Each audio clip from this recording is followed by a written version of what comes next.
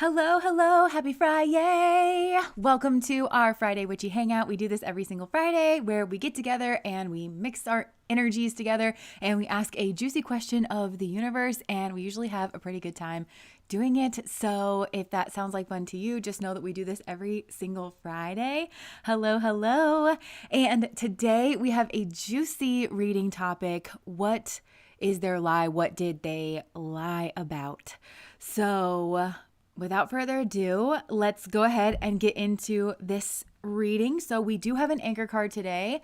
The anchor card is not one of the piles. It's not a choice. It is the collective energy, or like the base energy that goes into all of the piles. And if you've been here before, you know that I feel we read the cards together. So I like to make sure that you get a good look at the cards and any messages that you're kind of gathering from this. But our anchor card today is the Castle.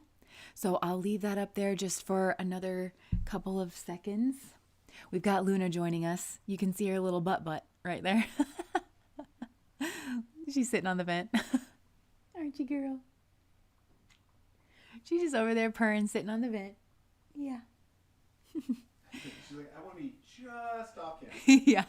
See my butt, but not You can see my butt, but yeah. So, okay, we'll throw this up. These are our piles. Hello. So we have pile number 1, which is the Queen, pile number 2, which is the Village, and pile number 3, which is Gnosis. And I will throw all of those up there. So if you haven't already chosen your pile, now is a good time to do that. But even if you have, this is the time where we usually just go inwards for a moment. We meditate together. One full breath is a meditation, and we just take a moment in time to kind of allow the energy to settle, to turn our gaze inwards and connect with that deep observer part of ourself. And I feel like that's probably helpful in choosing your pile, but even just getting into like the energy for the reading. So if you're ready, I'm ready. Let's go ahead and do that.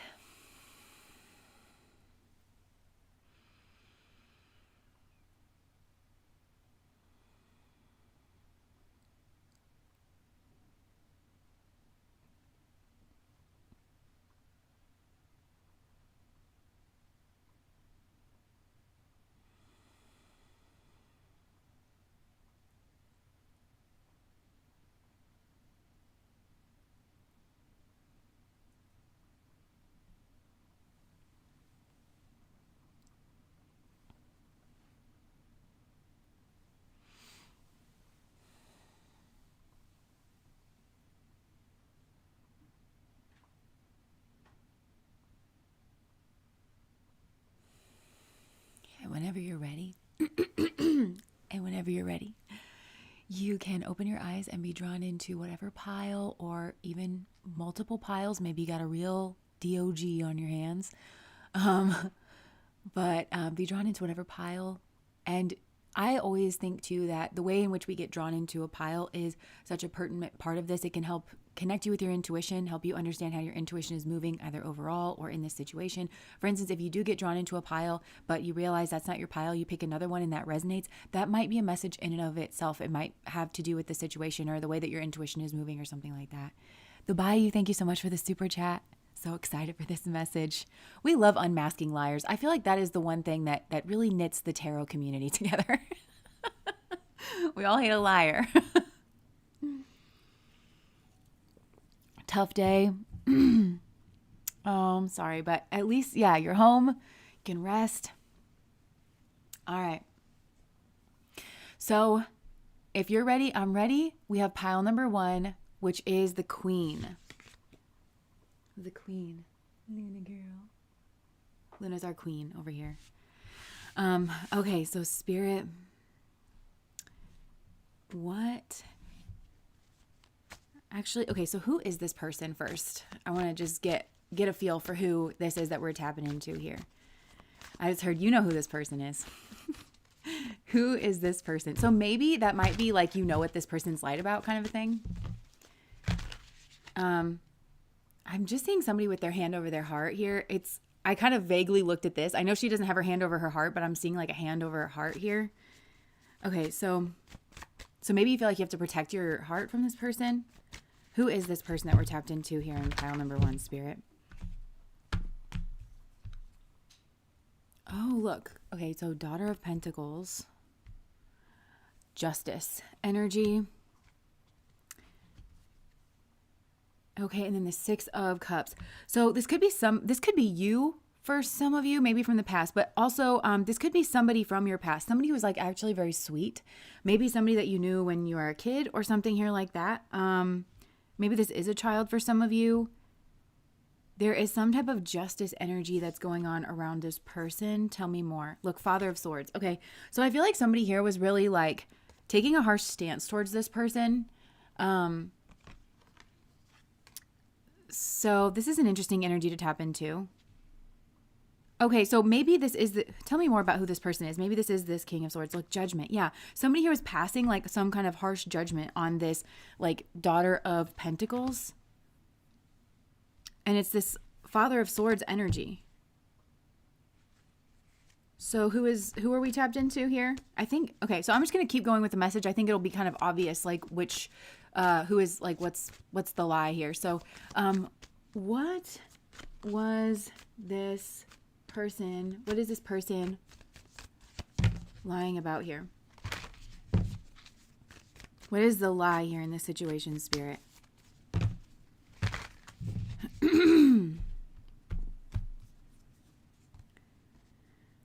Okay, Wheel of Fortune and the Five of Pentacles. So some kind of like drastic change in fortune. Oh, okay, I kind of feel like this is this critical person that we're picking up on.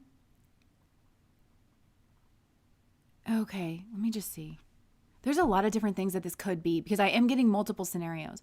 But I think that it's this critical person, this like King of Swords, this may be a masculine energy, kind of like harsh. Somebody here was like really passing judgment on this person who is very sweet, you know, and like very beautiful. And somebody here is like, yes, they're trying to warp this person's like beautiful traits.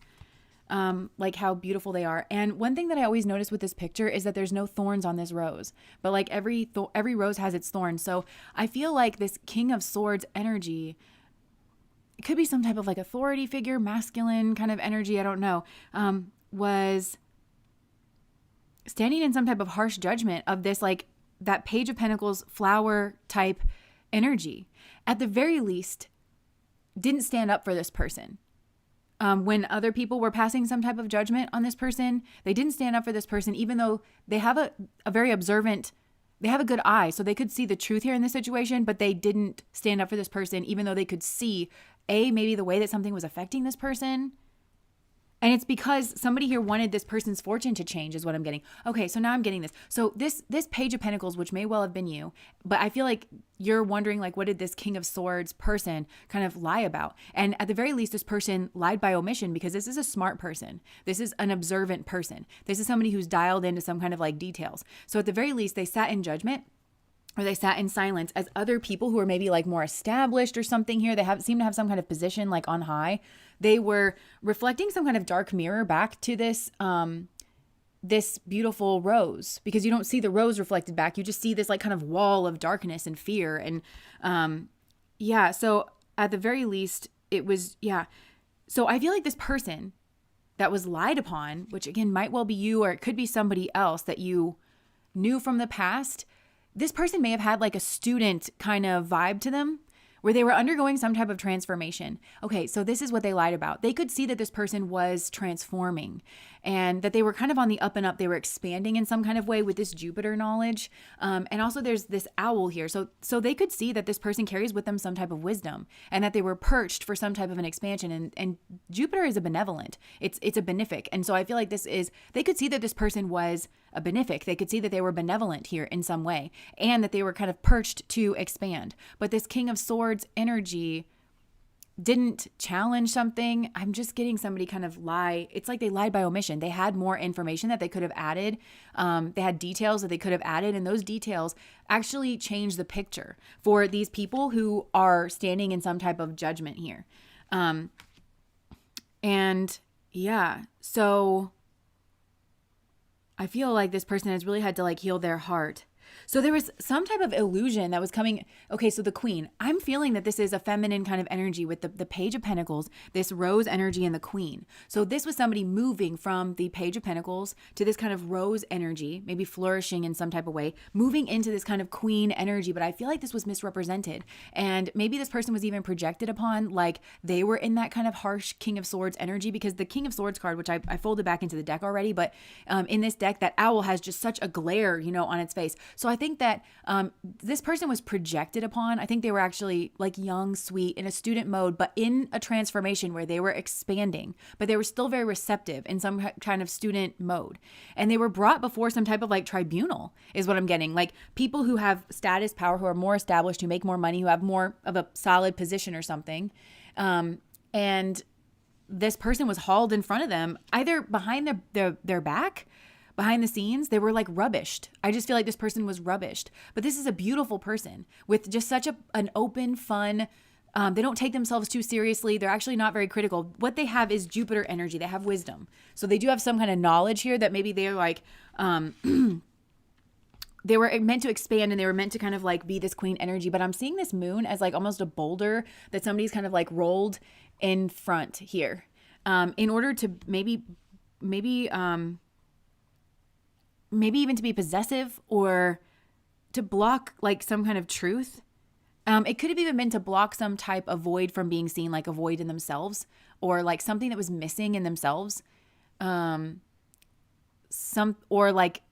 they could be some kind of an authority. So it also could be something that was missing in like the system or like their remit, something that they were supposed to be doing around them. So they just kind of sat back and allowed this person to take the brunt or to take the blame. And I'm really getting that this person genuinely is very naive, or they were in the past, because with the Six of Cups energy coming out, I feel like something here did happen in the past. But Six of Cups for me is Sun in Scorpio. So again, this is a Sun energy. Positive, bright, healthy. They are independent.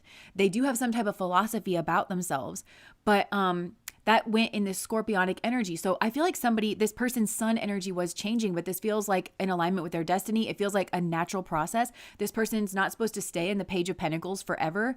They're supposed to kind of grow and transform. But I feel like this King of Swords, people around in general were very threatened by this person because they are a leader and they're meant to be a leader, but they bring such positive, fresh energy in.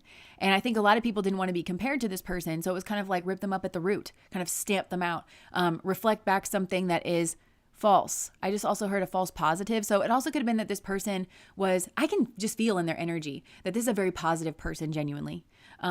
They may have had responsibilities. They may genuinely be more independent. They may be going through a period of their life where they have to be more independent. Possibly this person could have been going to school with the sun energy, being independent, having a philosophy, focused on career, and with the Jupiter, because Jupiter is expanding in some kind of like knowledge capacity. So it could be that this person, again, they have a student vibe to them.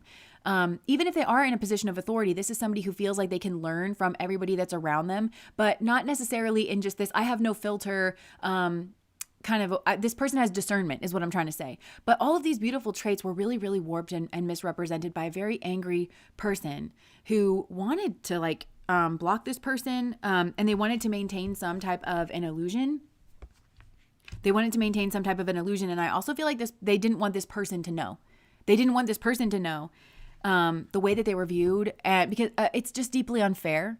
Because I think if this person knew the things that were being said, it would just be easily disproven. Like this person could walk you through their day and like the things that they were doing and stuff like that. Like it would just, I feel like this person would, could either easily disprove this, or they would know that they were in enemy territory and they would take themselves and their beautiful good fortunes. This person has good karmas. They would take their good energy, their leadership oriented attitude somewhere else. And I just feel like somebody was trying to keep a hold on this person. They were trying to keep like guard on this person. But they wanted, this feels very behind the scenes to me. The more that I look at it, they wanted them to be like rubbished behind their back, like behind the scenes. And that's what they were lying about. But I also feel like this person can be very convincing in the way that they lie. Whether this is, again, it came out the King of Swords, so this is like a masculine energy, but it could be a feminine energy that is, what they're doing is they're hiding behind performing some kind of job function. They're hiding behind this is like for the high, well, I'm supposed to critique, or I'm supposed to this, or no, that's not what's going on here. because this person is nitpicking and they're misrepresenting.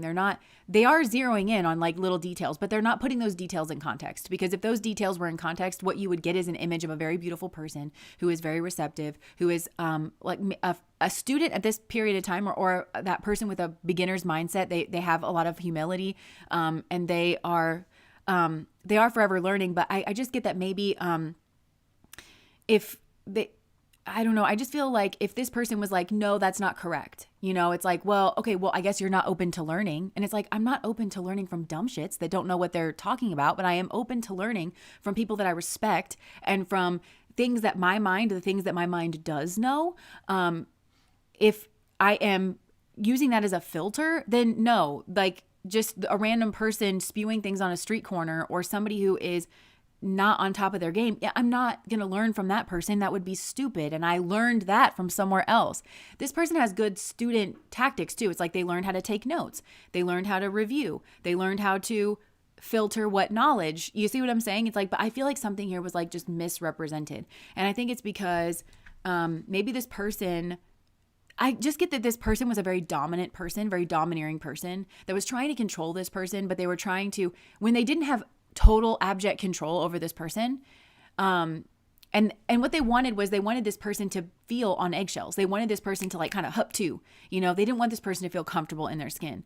So when that person kind of showed, truly, I feel this is a leadership quality. They showed some kind of sovereignty over their energy. That doesn't mean that they're not receptive. It doesn't mean that they're not a student. But like when they showed some kind of sovereignty, it's like, well, you haven't built trust with me, or I don't know if that's true. Then I think that incensed this person. If this is a woman and a man, I feel like there might be some like misogyny here. There might be a difference here where there's some kind of ism going on, where somebody here just feels that they're like an authority because they're a male, or because they're white, or because they're older, or like some kind of arbitrary thing that really doesn't link to skill and knowledge, but this person has some type of false belief here. That could also very much be going on here. So what else did this person lie about? I think they lied about this person's beauty, and I think they lied about having feelings for this person. I think they became very critical of this person because they feel romantically towards this person. But I think that one is like very much older, and the other is maybe very young and like very sweet. This is kind of like an opposite sort of energy. And I think somebody here was like rebuffing like how much they felt for somebody, using their criticism in order to kind of prevent people from seeing that they liked, I think they had a schmegsual attraction to this person, but also it's more than that. It's like a romantic attraction. They're drawn in by this person's softness. So this is what's really, really incriminating, is almost the word that wants to come through, is like this person is romantically attracted to this person because of their softness and their sweetness. But I think that when they in front of this tribunal, or whoever like has some type of, they're trying to drag this person in for judgment. They're painting them out to be like they are the opposite of what this person knows them to be, because they're attracted to this person's softness and their forever studentness and how pliable they are. They're attracted to that. They know this person has those traits because they can't turn off their attraction because it's like very much there, but they're misrepresenting it and they're projecting their own traits onto this person. And they're saying that this person is like a fake sweetness. It's a fake niceness. They're very critical.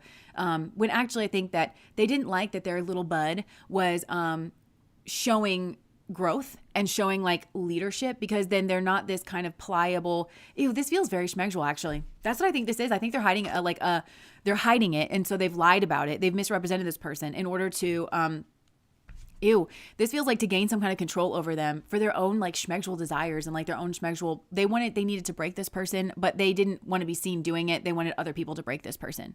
And they wanted to have some kind of dominion. Is like, look, the devil, yeah, this person's horned up for this person. They are horned up for this person. And they lied about it. This is really insidious, because this is somebody who tries to destroy the thing that they are attracted to.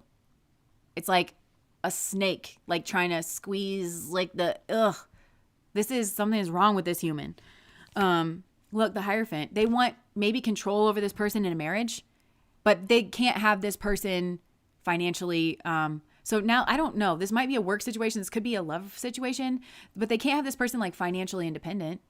Because I think that actually this person has the potential to do better than this other person on a financial level and in terms of position and in terms of climbing. So this is somebody who was really trying to restrict that. So for some of you, this could be a partner that was very competitive with you, and they were maybe even like sabotaging your chances or ruining your chances behind the scenes. They were talking smack. They were misrepresenting your energy.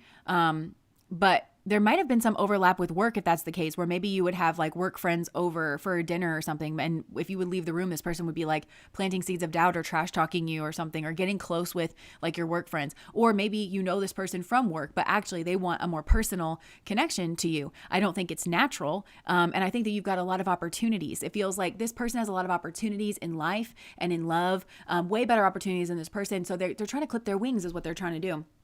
And they want this person to be confused about it. Why am I having such a struggle? Because this person's a natural is what I'm getting. This person's a natural at something, and they can see that.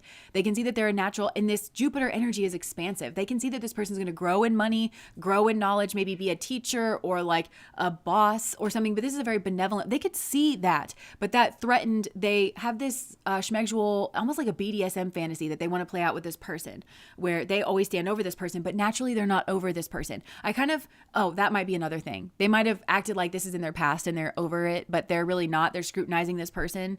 But really it's just, even their scrutiny, because I kind of feel like they're in that, because I think this person, you could have gotten away. I think for a lot of you, this is you, or it's somebody else. I don't know. But like really this person could have gotten away from them and they're acting like they're over it. But then really they're kind of scrutinizing this person. Actually, they just want an excuse to look at this person, to be in their energy. And they want that to be like kind of a cover or something is what I'm getting. Yeah. And maybe they even said something like, well, I just have to like have some kind of self-love or something here. I don't know. Or that they've had to heal from this situation, but really I think it's this other person. So I am getting that this is an older male and kind of a younger female or younger feminine energy that's more in like the receptive. That's where these two started off. But this older male, I think, they're either not, they could be, okay, so either they're older and they haven't really accomplished much for themselves, but they feel like because they're older and I think male and maybe white or something on the patriarchy kind of like, they think that they are superior to this person, but they're not in merit and they're not in skill. And they know that. And that's kind of a mirror. That's part of like, I think the spiritual purpose of this connection. So, it's like that's the mirror that they're looking in, and it incenses them, and they have self-hatred, and then they turn that hatred around towards this person and they try to ruin their chances, sabotage them behind the scenes, and project their own traits of being hypercritical and like having a faux niceness, because I think this person puts on a faux niceness in order to draw this person in order to maybe try to mentor this person, but really maybe not when they first met should this rosebud here be mentoring this person. But this person, Jupiter is the mentor, not the King of Swords. Jupiter is. And this is the person who has this Jupiter energy. They are, because they're well-rounded and they are pro-social and they care about other people. Because Jupiter, the other thing about Jupiter is that it has resource, but it's supposed to delegate the resource out. It's not selfish. Whereas I feel like this King of Swords is more selfish and wants more resource for themselves, but acts like that's not the case. But they're the one that puts on this faux niceness in order to get close and pretend like they're this person's friend or that they're giving them some type of advice. But this person doesn't know what they're talking about. Not in regards of this person's path. They don't know what they're talking about. This is a way better person than this King of Swords. Way better. More well-rounded, more pro-social. Because this King of Swords energy, the kind of advice that they would give is antisocial. It's ironic in what they're accusing this person of. But I feel like they'll let this person take the blame, but then they'll tell them to kind of double down on because they don't know how to be a leader. They might have some kind of skill in something, but this King of Swords is more independent. Like they're not leaders are pro-social, right? Like, a mentor is pro-social. Like their type of leadership has to do with working with people. That's not what I'm getting from this King of Swords, but he has something about him that he feels makes him stand in superiority, but it's not natural between these two. This person is meant to surpass them and meant to surpass them early on. Because I'm just getting that this person's quite a bit younger than this King of Swords, but they're expanding at a faster rate because of what they naturally are, but he just can't allow this person. But there is like this kind of sexual attraction. The other thing about this King of Swords is that they may have education in something. They may actually have a high level of education in something, but they do something skillful on their own. You know, this is like a dentist or something where it's like they are the one kind of doing things here, and they are incensed by this person because they don't like them. They don't like their energy, kind of a thing. Yeah. So, okay. So what else do they lie about here?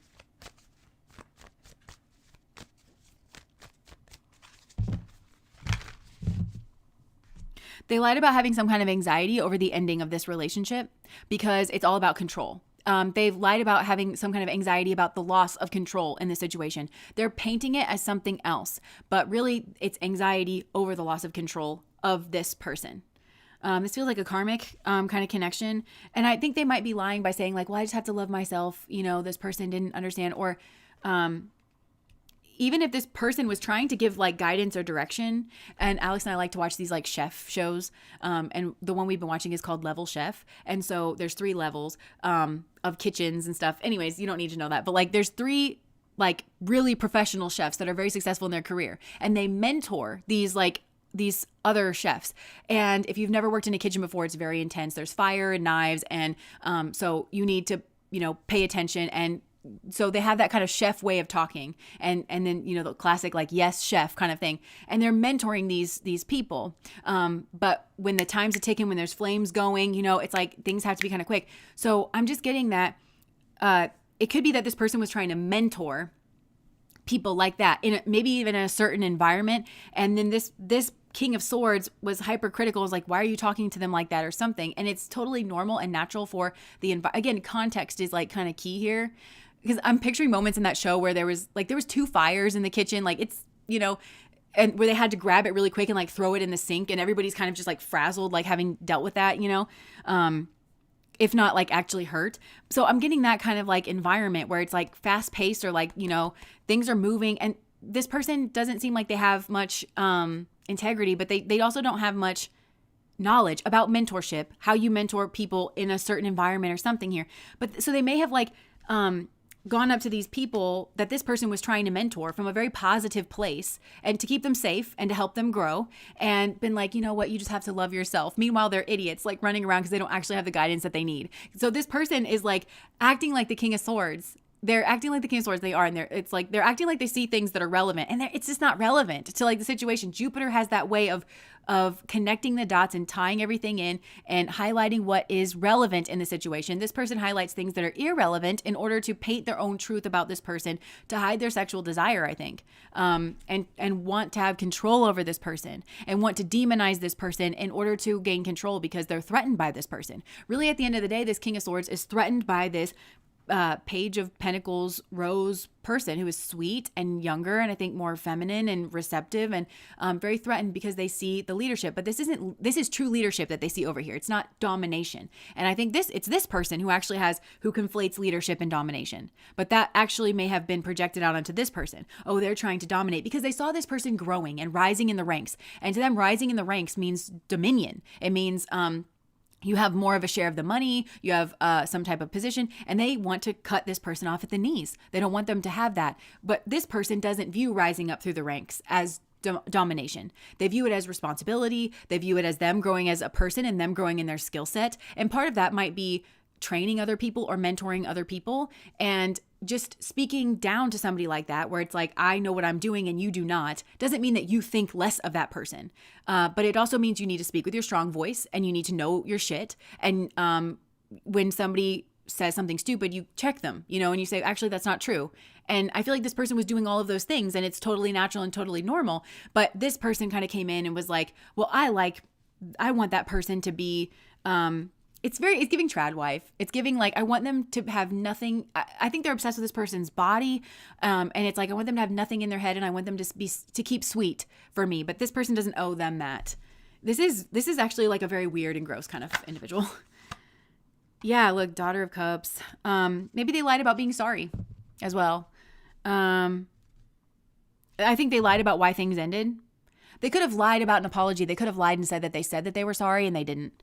Or they didn't do it in the right way, because this person's very proud and very prideful. This person, this King of Swords, struggles with submission. They actually struggle to submit to things that they should submit to. And I think this other person here does have a superiority about them. I think that's a word that this person struggles to own. They are superior. They're superior in their outlook. They're superior in their mindset. They're superior in their energy. They are superior. And I think that's what this King of Swords is reacting to. It's like they've maybe, if this person has a lot of education or something, they've really tried to climb through the ranks, but then this person has this kind of like naturally superior energy.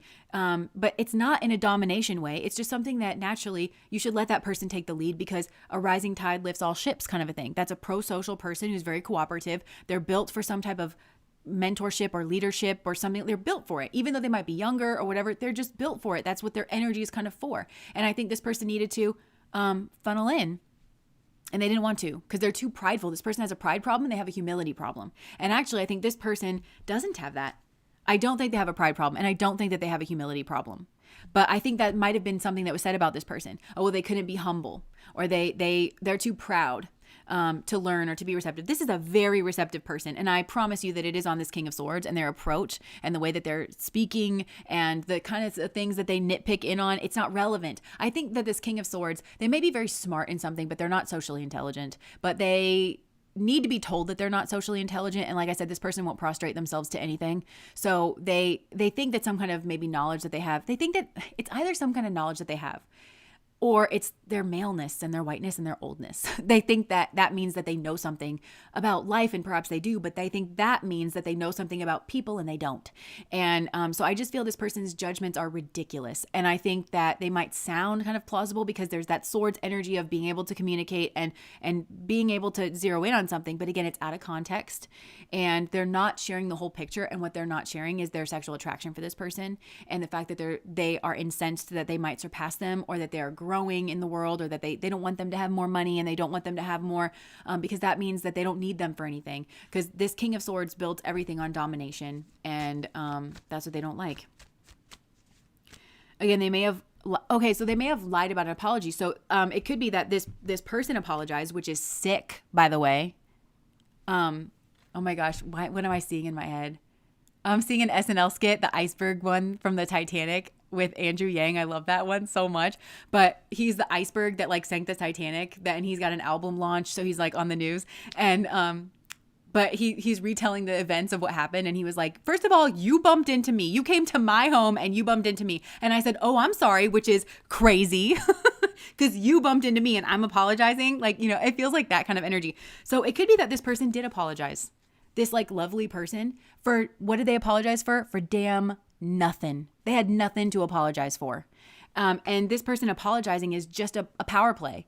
And it's confusing them, because I do think that they're maybe young, or they're like young in the game. And what they need is strong leaders around them, which not these fucking people, but they need some kind of strong leaders around them to uplift them and say, you have nothing to apologize for. It is a beautiful thing to apologize, but when you've done nothing wrong, don't apologize. Okay. Because that's just somebody trying to rubbish you. That's somebody trying to, and that person needs kicked in the ass right out the door. That should have occurred here. Like where this person needed to grow in their confidence, in their voice, in their ability to kind of hold their own space, in their knowledge that they know what's right. Because I just get that there's a remit here, and it feels social. It feels, I know people, and I know kind of like what's going on. And if I'm dealing with a person in a certain way, there's a fucking reason. And that reason is rooted in social emotional intelligence, which this King of Swords does not have.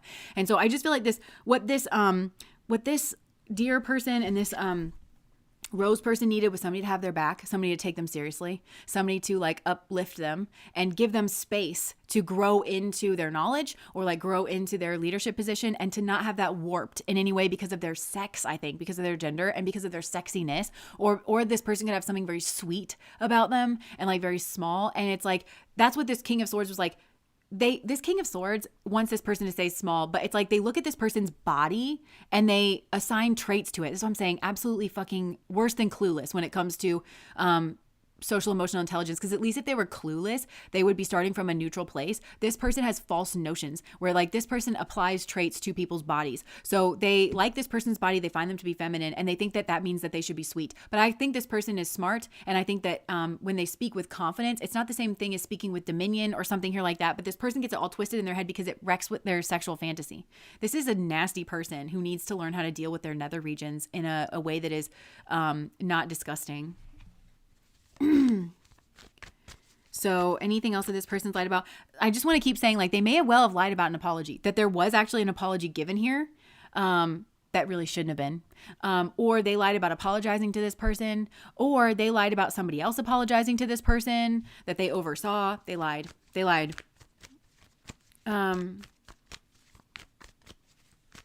Anything else that they lied about, Spirit? They're really trying to obscure this devil energy.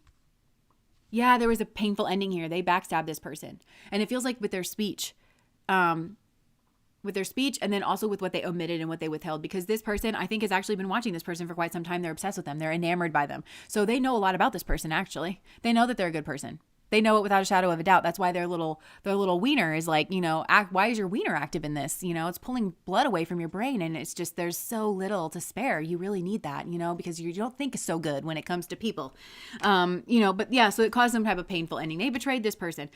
They're lying that they were two-faced towards this person. Again, it feels like this may have been projected onto this person, that they're two-faced, and that they are trying to be friendly. No, I think that this person genuinely, presented some type of positive, friendly front. I think the two-facedness is that they are a leader. And I think that they're meant to be a leader, either a social leader or like their actual job is that. So they weren't two-faced when they switch in and they tell people, that when they have a knife in their hand, they need to be saying knife because someone could get stabbed, like it's not a two-facedness. But I feel like, again, there's this weird nitpickiness of, oh my gosh, well, they told that person what to do. And somebody needed to really tell this person that is their fucking job.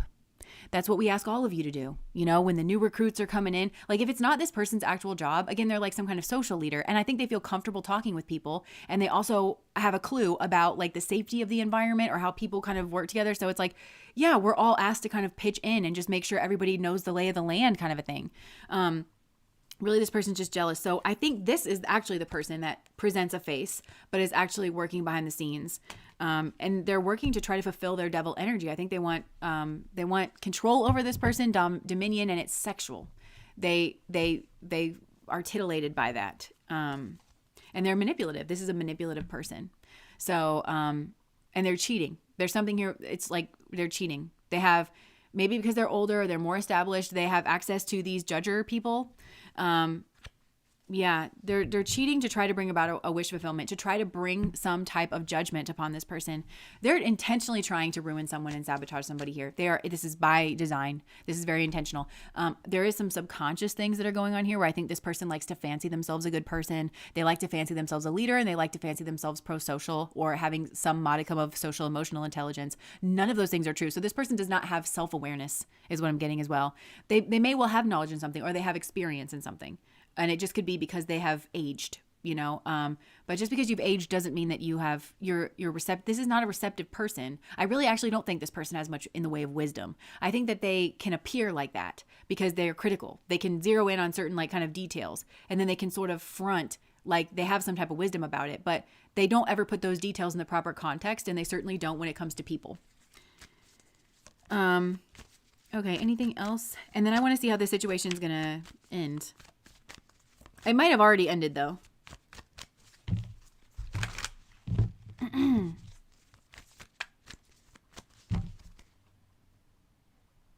Oh my gosh. Yeah, there's some type of like teamwork energy here. And I'm just getting that this person was like, again, that held back kind of watching energy, but they were watching from like upside down, and they were watching from in the dark. So you remember in like Frozen or Frozen 2 where it's Olaf was like turned upside down. He's like, why is everybody hanging off the earth like a bat? Everything was like upside down.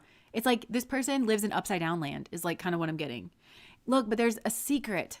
There's like some kind of secret thing. So they were secretly watching some type of synergistic energy, some kind of teamwork energy, something that happened maybe by accident. I think they were also watching. The other thing about this is this person breaks some type of a mold. And I think it's that there's something here very sweet, very feminine, but also very strong and very confident. So it's either that they are Mulan, like they're in some type of situation where they're supposed to be sweet and scarier than the Undertaker, we are meeting our matchmaker. Like that kind of like, why can't you be poised and graceful? And like, but she's a warrior and she's the best warrior, you know, and she's got heart and she's got bravery and all those things are really great. But this person is like slotted into a category where it's not seen that way. You know, it could get her killed. It could, you know, or this person is in a tough field, you know, maybe it's like primarily men, or again, it's something where they have to be able to, because I'm thinking about Chef A on Next Level Chef. She's the one female, she's black and she's female and she's very, very successful, but she also like, she can be really funny, but she also very much means business. And I'm kind of hearing that like where she gets that kind of like, stay focused, like she'll really snap somebody back in there. And it's so I'm just kind of getting somebody misrepresenting that kind of energy where she's in this kind of male dominated field and she's in this like leadership position and you can tell she's very sweet and very funny and like very bubbly, probably if like, you know, if you hung out with her in the right setting, but that's not the right setting. She's in the setting where she's the leader. And so I just feel like it's either that, like, so they break the mold in some way where they have this kind of feminine energy. And so again, it's just like, it's hard for people to get this person the right character. And it's because they have this blend of traits with the Gemini energy that's coming through. They have these kind of polar opposite blend of traits that actually makes this person an asset, that actually makes them really great at what they do and like kind of make the difference for people. And I think it's conversationally too. Like there's some kind of like way that the conversation can kind of go. And it's like, we can work hard and we can play hard, you know, but we do have to work hard, or we do have to, I don't know. It feels kind of like that. So let me just see how this situation is going to end. Although I think for a lot of you, it already has ended. And if it's ended badly, and it's ended in a betrayal of this like very beautiful person. And it's ended by like this kind of critique energy. So how is this going to end? Yeah, with a fragmented story. Like, because that's what this King of Swords does with their like hyper critique. That's again, the King of Swords is not the Emperor.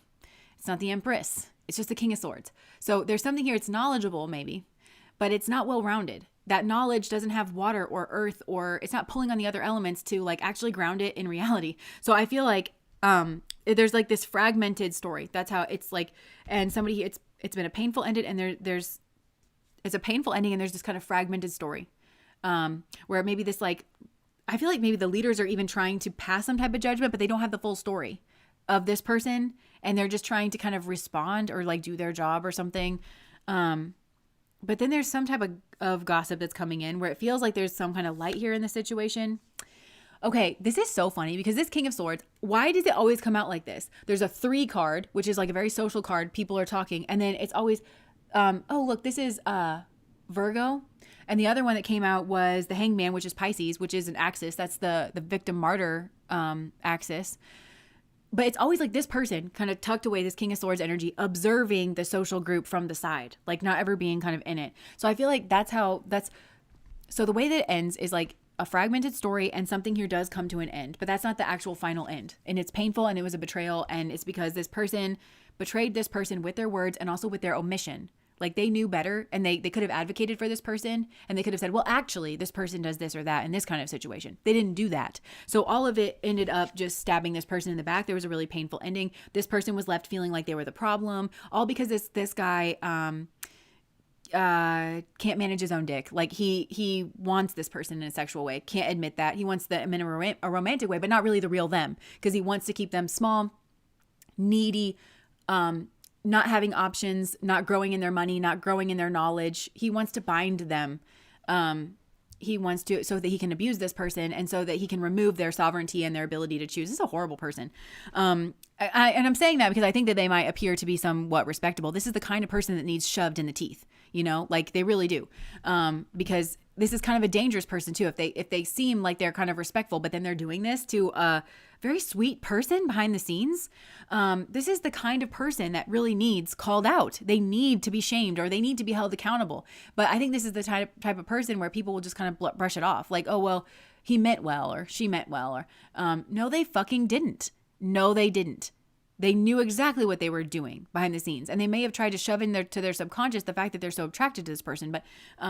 But they still knew that they were trying to clip this person's. No, this is sabotage, and it's bitchy and it's catty, but it does feel like it's coming from an older man.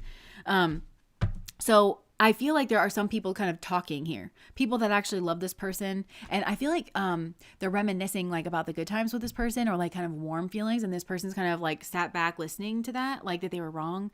And they're feeling kind of a type of way about it. Look, there's the King of Swords. It could be, okay, I'm getting that this is a different King of Swords that's actually maybe coming in and is actually noticing this. This feels like somebody who has other kings or queens within their own energy. They are more well-rounded. And this is a person who's kind of like witnessing this. They're witnessing that there's been a betrayal. Somebody here. And it could be that one of these people that they're observing speaking has this kind of King of Swords. Yeah. So they're seeing something here with fresh eyes, with a new light here.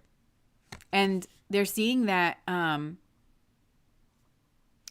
think somebody's seeing something after the fact. They're seeing something that they should have been more intuitive about, or like there was some kind of subtle clue that like something was wrong here. Yeah, that there was like a snake in the bunch, and that there was a plan, and that again there was this sexual energy, and then it's put somebody here at like a distance, and it's gotten certain people twisted up in their minds. There's somebody here that can see that. Tell me about this person who can see that. This like positive King of Swords energy that's coming in. Look, this is somebody progressed. Like it might be the same person, but I'm getting that it's not. It's somebody who merges like opposites in some way, who is kind of moving forward. Somebody can see this devil energy. We have the Cancer Capricorn axis. So it could be somebody that this person like lives with. Huh. There's somebody here who can see it. Who is this person? Could be a Cancer. It could be another kind of leader here. So maybe they like shared more of like a home kind of space with this other person. It felt like home, even if they didn't live together. It was more like on an emotional level. And they're realizing that they were tricked or duped. They're seeing that somebody here wanted to offer this like romantic thing to this person. They're seeing it.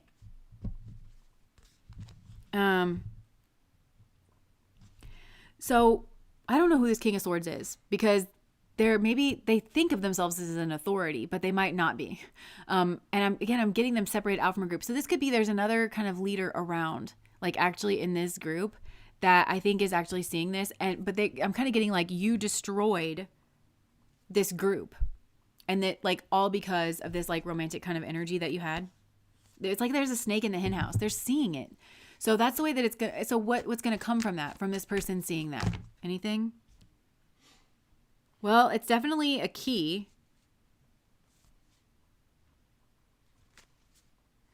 I think something here's like really starting to unravel. This could be one of, okay, because remember I said there's other leaders around. So it could be that somebody here, like one of these leaders, is like kind of around and they're like, wait a second. Like something here's like starting to unravel. I feel like it's the sexual thing, the romantic thing. Like, oh, this person like wanted this romantic thing and they were trying to dominate over this person. It's starting to unravel it. And if I got to tell you, if this is happening in a workplace in 2026, my God, you've got a woman who can't rise up here in the ranks because some old man has a boner for her and is lying and sabotaging behind the scenes. You cannot allow that to go on in a workplace. You cannot, right? Like, I mean, a lot goes on now. Because everybody was like, the 1950s were great. Like, but yeah, so I'm just getting that it's something here is like the key, it's unraveling. And they're understanding somebody's defensiveness here, that they were, look, this is the little snake. The little snake, when we lived in Colorado, there was like rattlesnakes and they're poisonous, they're deadly. And the ones that are most dangerous a lot of times are the little baby ones because they're more apt to strike. The older ones seem to be a little more chill. Like, I mean, this isn't medical advice because you can always just like people, you can always get a crazy one, but a lot of times like they're more chill, but the baby ones haven't learned that like you're trying to stay away from them and they're trying to stay away from you. So I think that again, there's this baby energy like to this person, that they were young, they were a student, they were, and because they're young, they haven't quite figured everything out yet. So of course they're taking this maybe overly defensive stance, or they're really touchy, or that's why they kind of were a little bit biting or something here like that. Yeah. Cause look, this is the Page of Pentacles, cause they were headed somewhere stable. They're seeing this so clearly. Somebody here is like completely and entirely understanding somebody now. And it's like recasting everything that this person was trying to nitpick and like get in somebody's ear about to ruin this person. Somebody else is like, actually, when you realize that when you put this person in context, that they were either new in this environment or they were young, or when you put it in context like that, it actually makes a lot of sense. And they're seeing that this person was like persecuted, by this like devil energy. They're seeing it. This keeps coming out. They're like surprised. I feel like they keep getting these like snapshots, and it could be even like memories of like remembering like different things. They could even have like some kind of like creepy memory of this person like watching this other person like off in the corner or something, and they're like, holy shit. Yeah, they're just realizing that somebody here was persecuted. So again, is any justice going to come from this?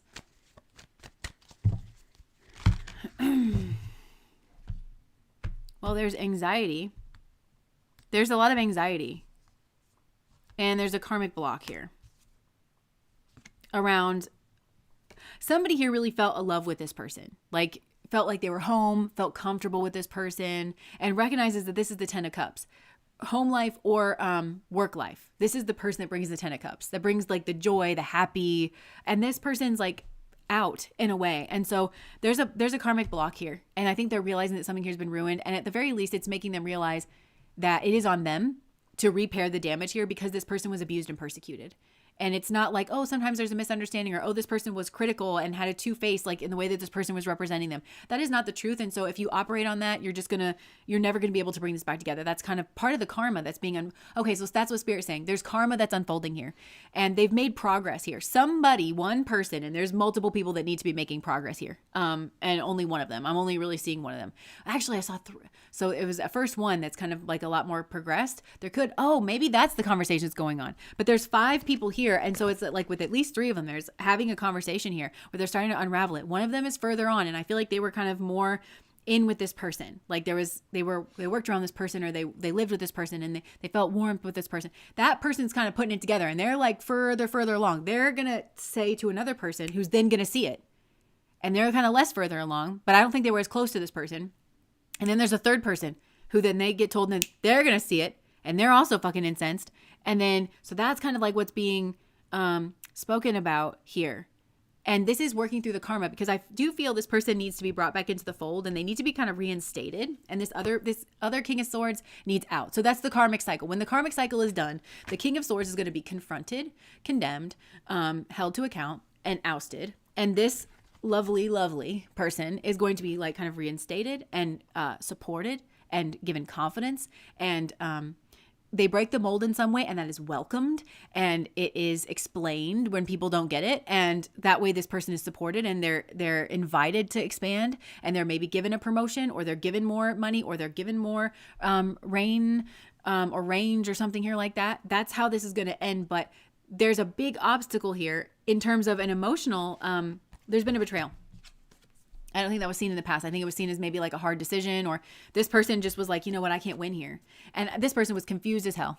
Okay. Like whoever was they were confused as hell, because they were trying so hard, and they're such a lovely person, and they're so receptive, but they kept getting reflected back that they were this kind of other way, because of this person who wanted to sleep with them and control them. And so they either left. They were like, you know what, this is too much. Y'all fucking suck. Like, I'm so mind fucked by being in this situation and by being around all of you who are terrible at your job.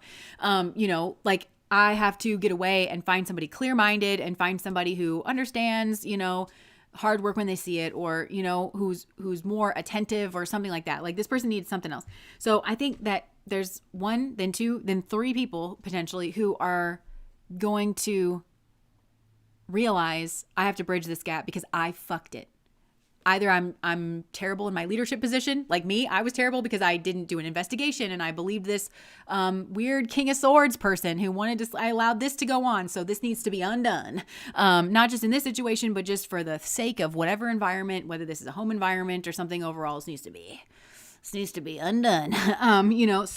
They're going to start doing that, and they need to have the right approach to this person. And I think I do think that this person has genuinely had to have self-love. And I think that they've held back a lot, that there was no reciprocity here. Oh, look. And that they were confused. And so that's why they're gone.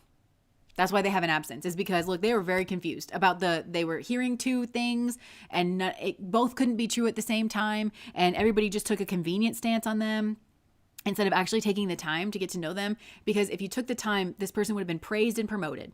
And promoted either verbally, like people would have really played up this person's strength and how good they are at this or that, and like how they, and I think they would have been given more money, more status, more job, like if you really, really saw this person. But instead they were critiqued and cut down because everybody's lazy or like people aren't getting the full truth. So there's just a lot of confusion here. And that's what this person's hiding or potentially lying about. I think that they're like, yeah, I mean, I do think that they've been working on their self-love, but I also feel like a part of this karmic cycle is that they can't fully heal from this situation until they get an apology.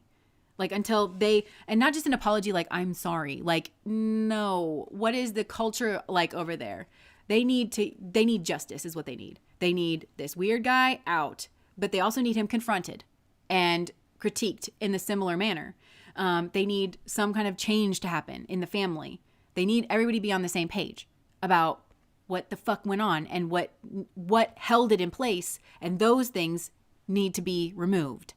And, yeah, they need this needs to be, all the poison needs to be sucked out before, that way when people actually speak to this person, I'm getting that that's what this person would have done. This person would have handled business and then had a conversation. So business needs to be handled. So when this person, they don't just get an apology, they get, and I fixed this and I fixed this and I fixed this. Is there anything else? Anything else that needs to be fixed? And you just take your marching orders from this person to fix it, because everybody was like held in an illusion here. Okay. So that was like really, I don't like injustice like this, especially when it's perpetrated towards sweet people who are, you know, we all say that. How many times do you go through your life and you're like, I wish people were a little bit more receptive or like open to feedback, and then here you got a person like that that's like in the wrong body to be taken seriously or something by these people, but that's very much by design, spiritual design. They're in the wrong age group or the wrong something here for these people to take them seriously. And then they get treated like this. Like we have the resources that we need to make our world a better place, but you have to see real talent and skill and like nurture it and support it, and not weird people who are trying to interact in a workspace over their genitals. What? Like, you know, and that's the level of consciousness that someone is like operating on. It can't be allowed. So, you know, like that's my 2 cents. Anyways, okay, that was pile number 1, and we're gonna toy. Compassion, I guess. Compassion certainly for the person who was maligned in that situation. Forehead tattoos could help. You can tell when you're in the wrong environment, no matter what you do is misconstrued. Yeah, like you can just never do anything right. Catherine, hi, and thank you. We missed you around here. Yeah, so compassion to this, and it sounds like there's karma that is actually being worked on, so that's positive. I'm going to take a drink here. And so if you're just joining us, we just finished pile number 1, which is the queen, and then we're moving on to pile number 2, which is the village. Hello, hello.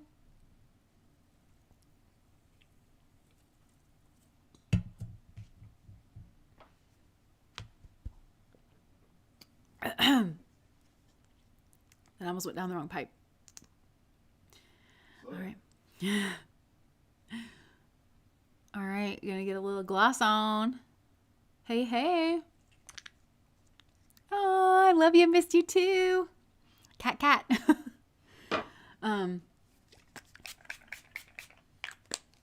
right.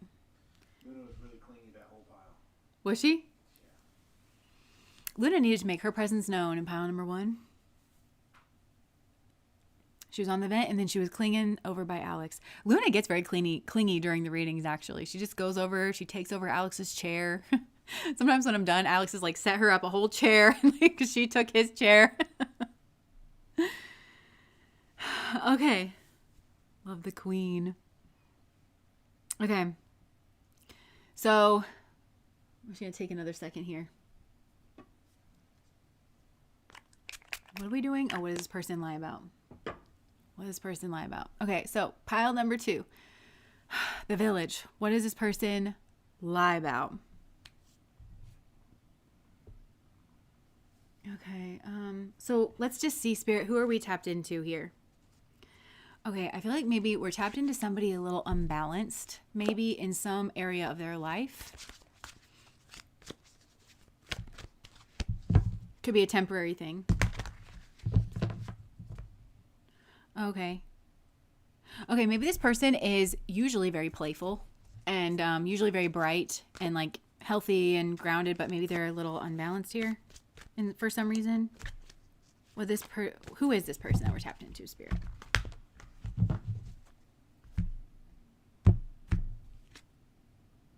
Oh, look. Okay, Lilith, equality. So, look, hypnosis. Hecate and Osiris. Okay, so I feel like actually Spirit is like well at work in this connection. Spirit is actually illuminating certain things in this connection to piece certain things together in order for there to be some type of like renewal. But in order for there to be a renewal, I feel like you got to get like the different puzzle pieces kind of all together. And it's either this person has to be doing that, or like you're doing that, or somebody here is doing that. What is this? Okay, is this like the same energy? It does feel different, but like, okay, so this could be somebody that like either left or was kicked out. So this could be the other energy for pile number 1, like the energy that we didn't kind of tap into. I'm just going to keep going. This does feel a little bit different, but it's kind of got a similar patterning because with this Lilith energy, I feel like this is a person who was either kicked out, like flung out of something here because they wouldn't submit, or they could have been called a bitch or something. Or this person like left of their own accord because they knew that they weren't being treated fairly, and they would have known that because of like they knew they weren't being included in some kind of conversation, and that they should have been if something here was like fair, or if there was a decision here and this person wasn't spoken to one-on-one with some kind of like the person making the decision or something, they don't believe that a fair decision was made because a fair process was not had. This person knows that they should have been in the room for some kind of conversation, one-to-one, like face-to-face with a certain person, or maybe even multiple people. So if there was a decision made and that didn't happen, this person feels that they were treated unfairly and that there was some kind of like injustice in that. And so they might have like left actually a certain situation, or this person does have a lot of compassion. Okay, so anything else that you can tell me about this person, Spirit?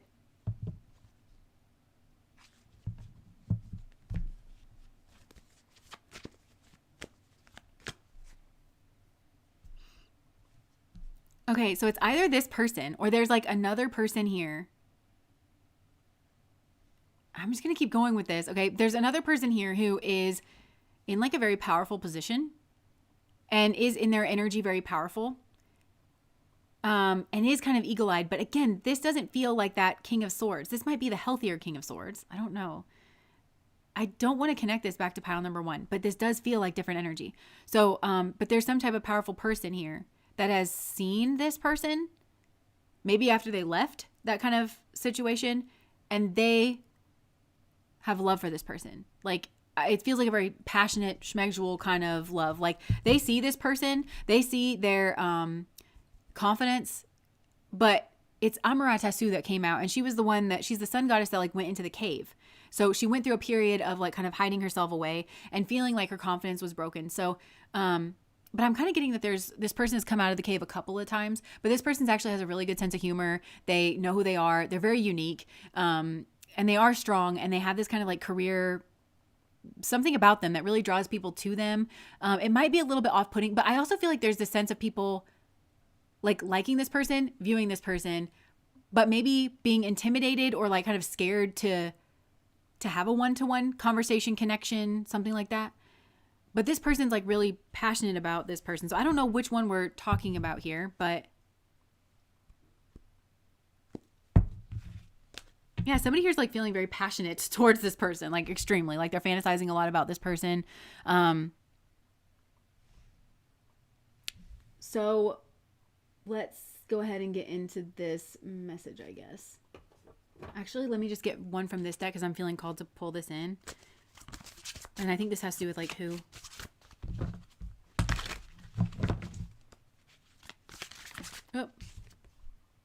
Oh, look, speculation. Digital whisper. Okay. So I feel like this is somebody who has their eye on the prize is what I'm getting. Like there's somebody here who's like, it feels like a masculine energy, very, very drawn into a feminine energy. Somebody here who is in this Lilith energy. They could have been like framed a bitch or something, but I think that they refused to like submit or something, and they like left. Now they either left, maybe them, or they left a different situation. And then when they rolled up on this person's shore, they weren't their natural self because they were in the cave. They were this like kind of sun figure, but they were like in the cave because they were feeling like kind of lacking in confidence. And I think that might have been one thing that if you're asking about this person, that like if you are, say you're this masculine energy, you don't have to be a masculine, right? But if you are that energy that I'm describing, where like somebody rolled up on your shore and at first they were kind of like tucked away, but then they like kind of exposed their real self, like then you got to see their real self, and then like all of a sudden you're really attracted to this person. I feel like what they could have been hiding is that they were going through something, and that they were feeling lacking in confidence, and they had to leave because something here was like unfair or unequitable. And they could have been struggling financially and like maybe feeling like they needed a bit of a handout, but this is a very proud person, and this is also a very capable person.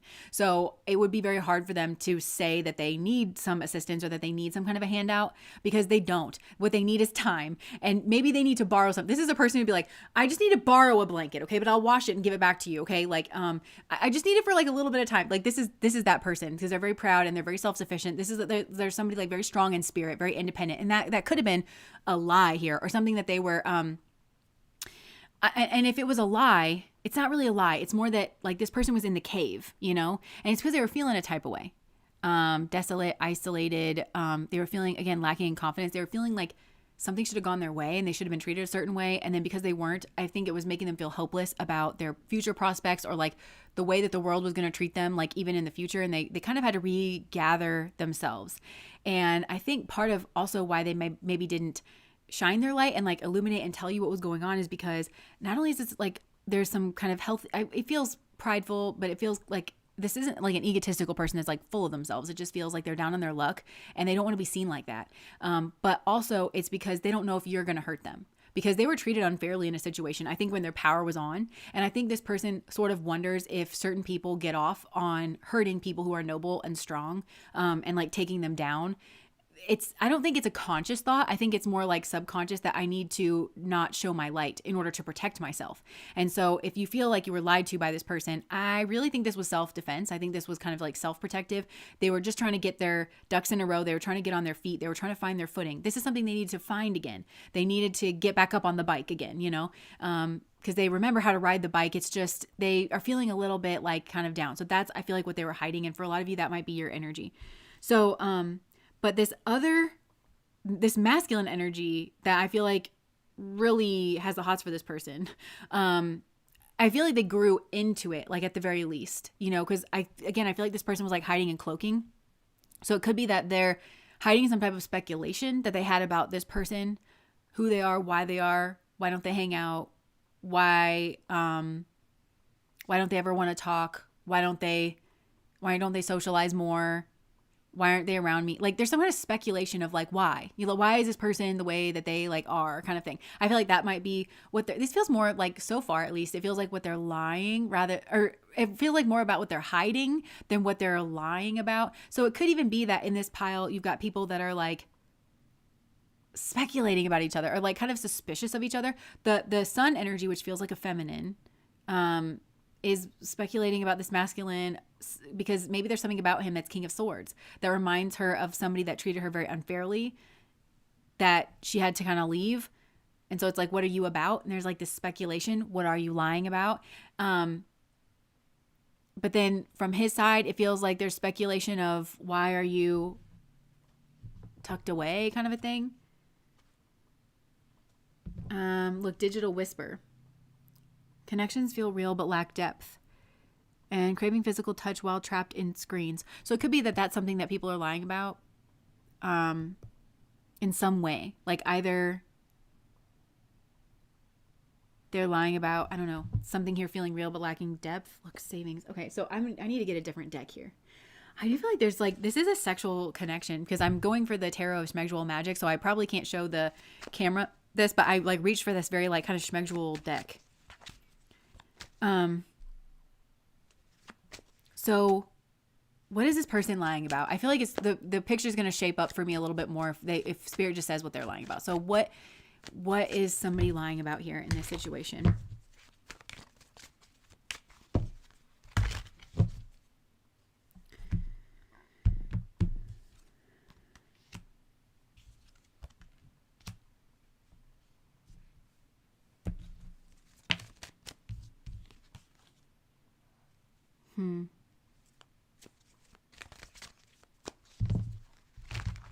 Okay, I think that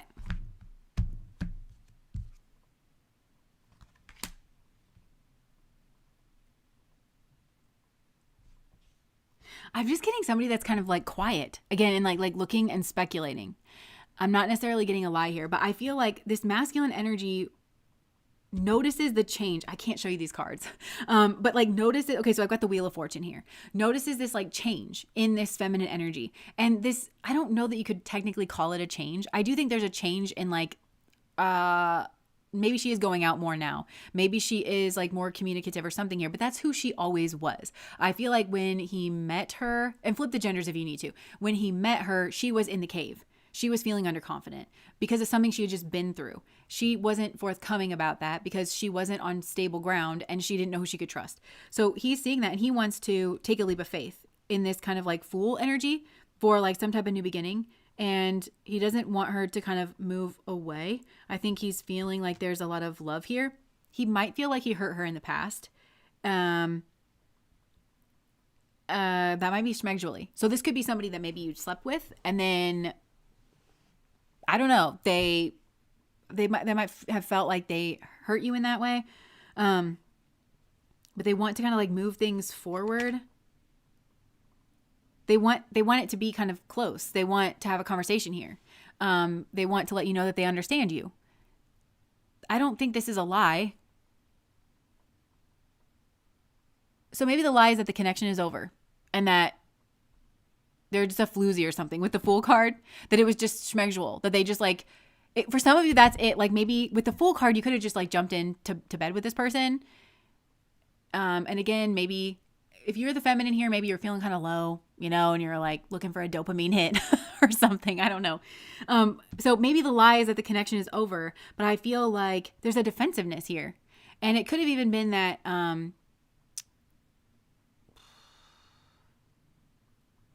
okay, so for some of you, maybe there was like a schmegdual thing, and that is the thing. Maybe you felt underconfident.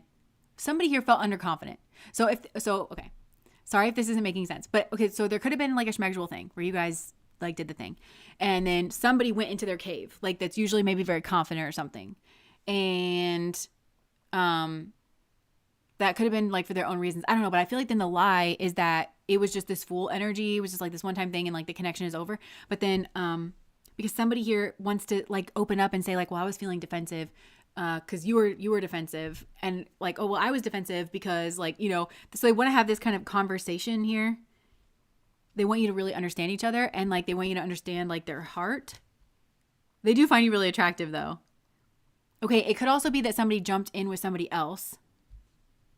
But I'm okay, no. Like I'm getting that this person like finds you really, really attractive, okay? And if you did do the thing with this person, it was hot and it was like you kind of blew their mind. They really like your body.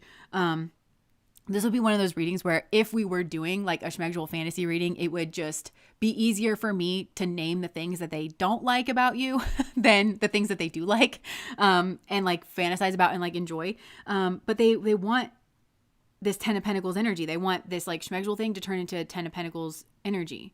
So there's some type of lie in like concealing this.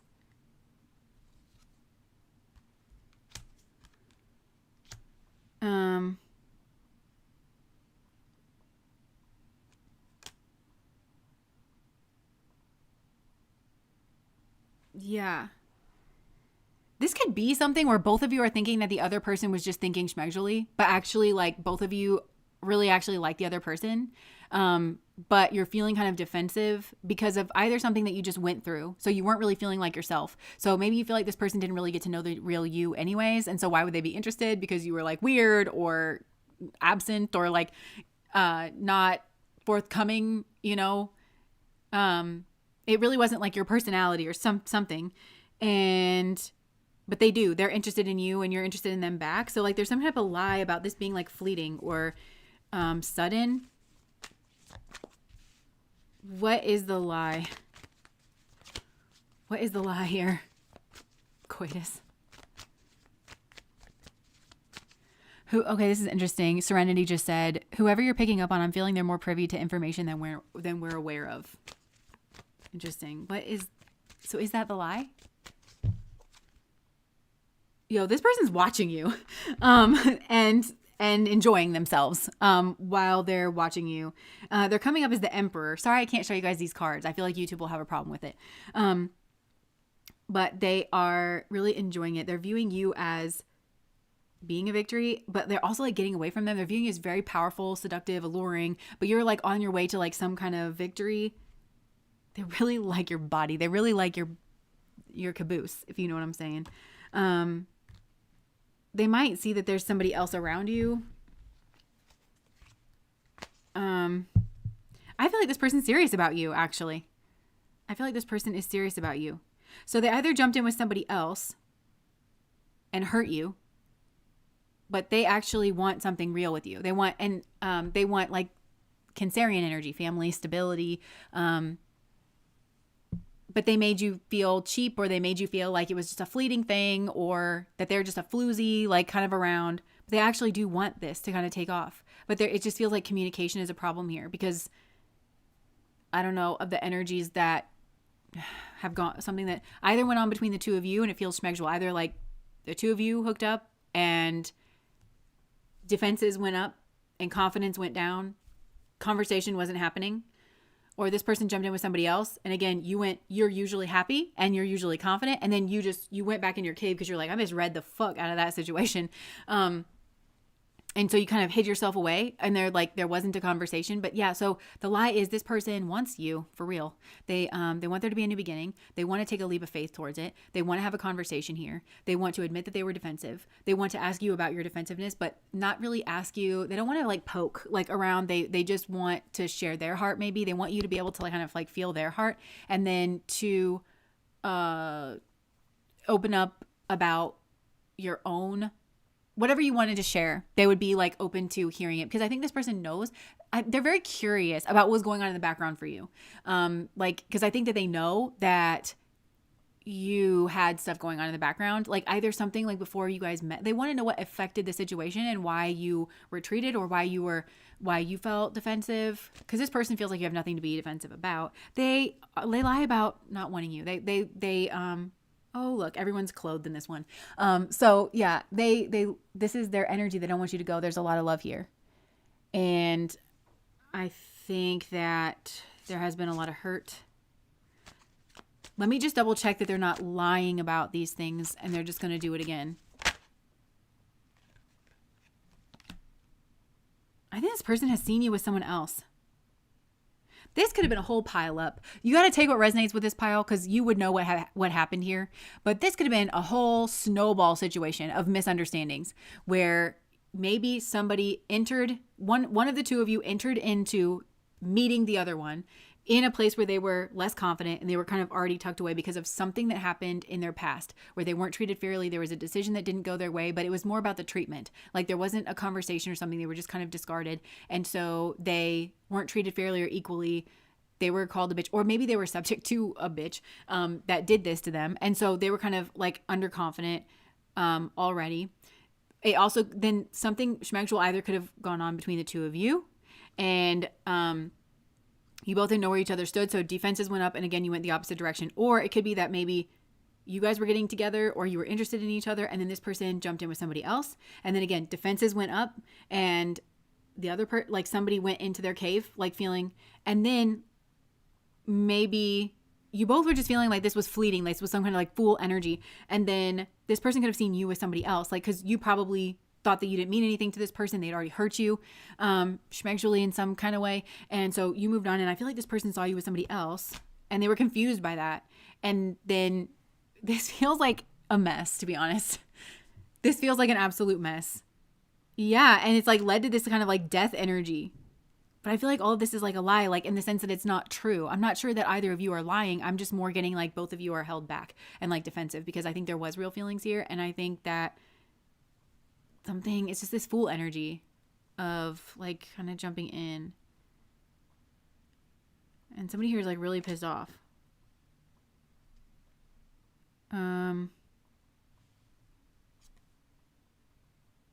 Okay, yo. Somebody here could be really pissed off like about a marriage. There's butts in this one. I can't show you. It's the Hierophant. So we have the Scorpio Taurus axis here, which is like the builder and the saboteur. So again, I feel like this, okay, so somebody here could have jumped into another relationship because of this energy that went on here. This like, I'm defensive and so there wasn't, it feels awkward to have like a conversation here. And it feels like somebody would have to open up first. And, but they're trying to read the other person to see if they should open up, kind of a thing. So I feel like somebody here's in some type of marriage, and that might be a lie, or why they're there might be a lie or something. Like, I feel like this person loves you.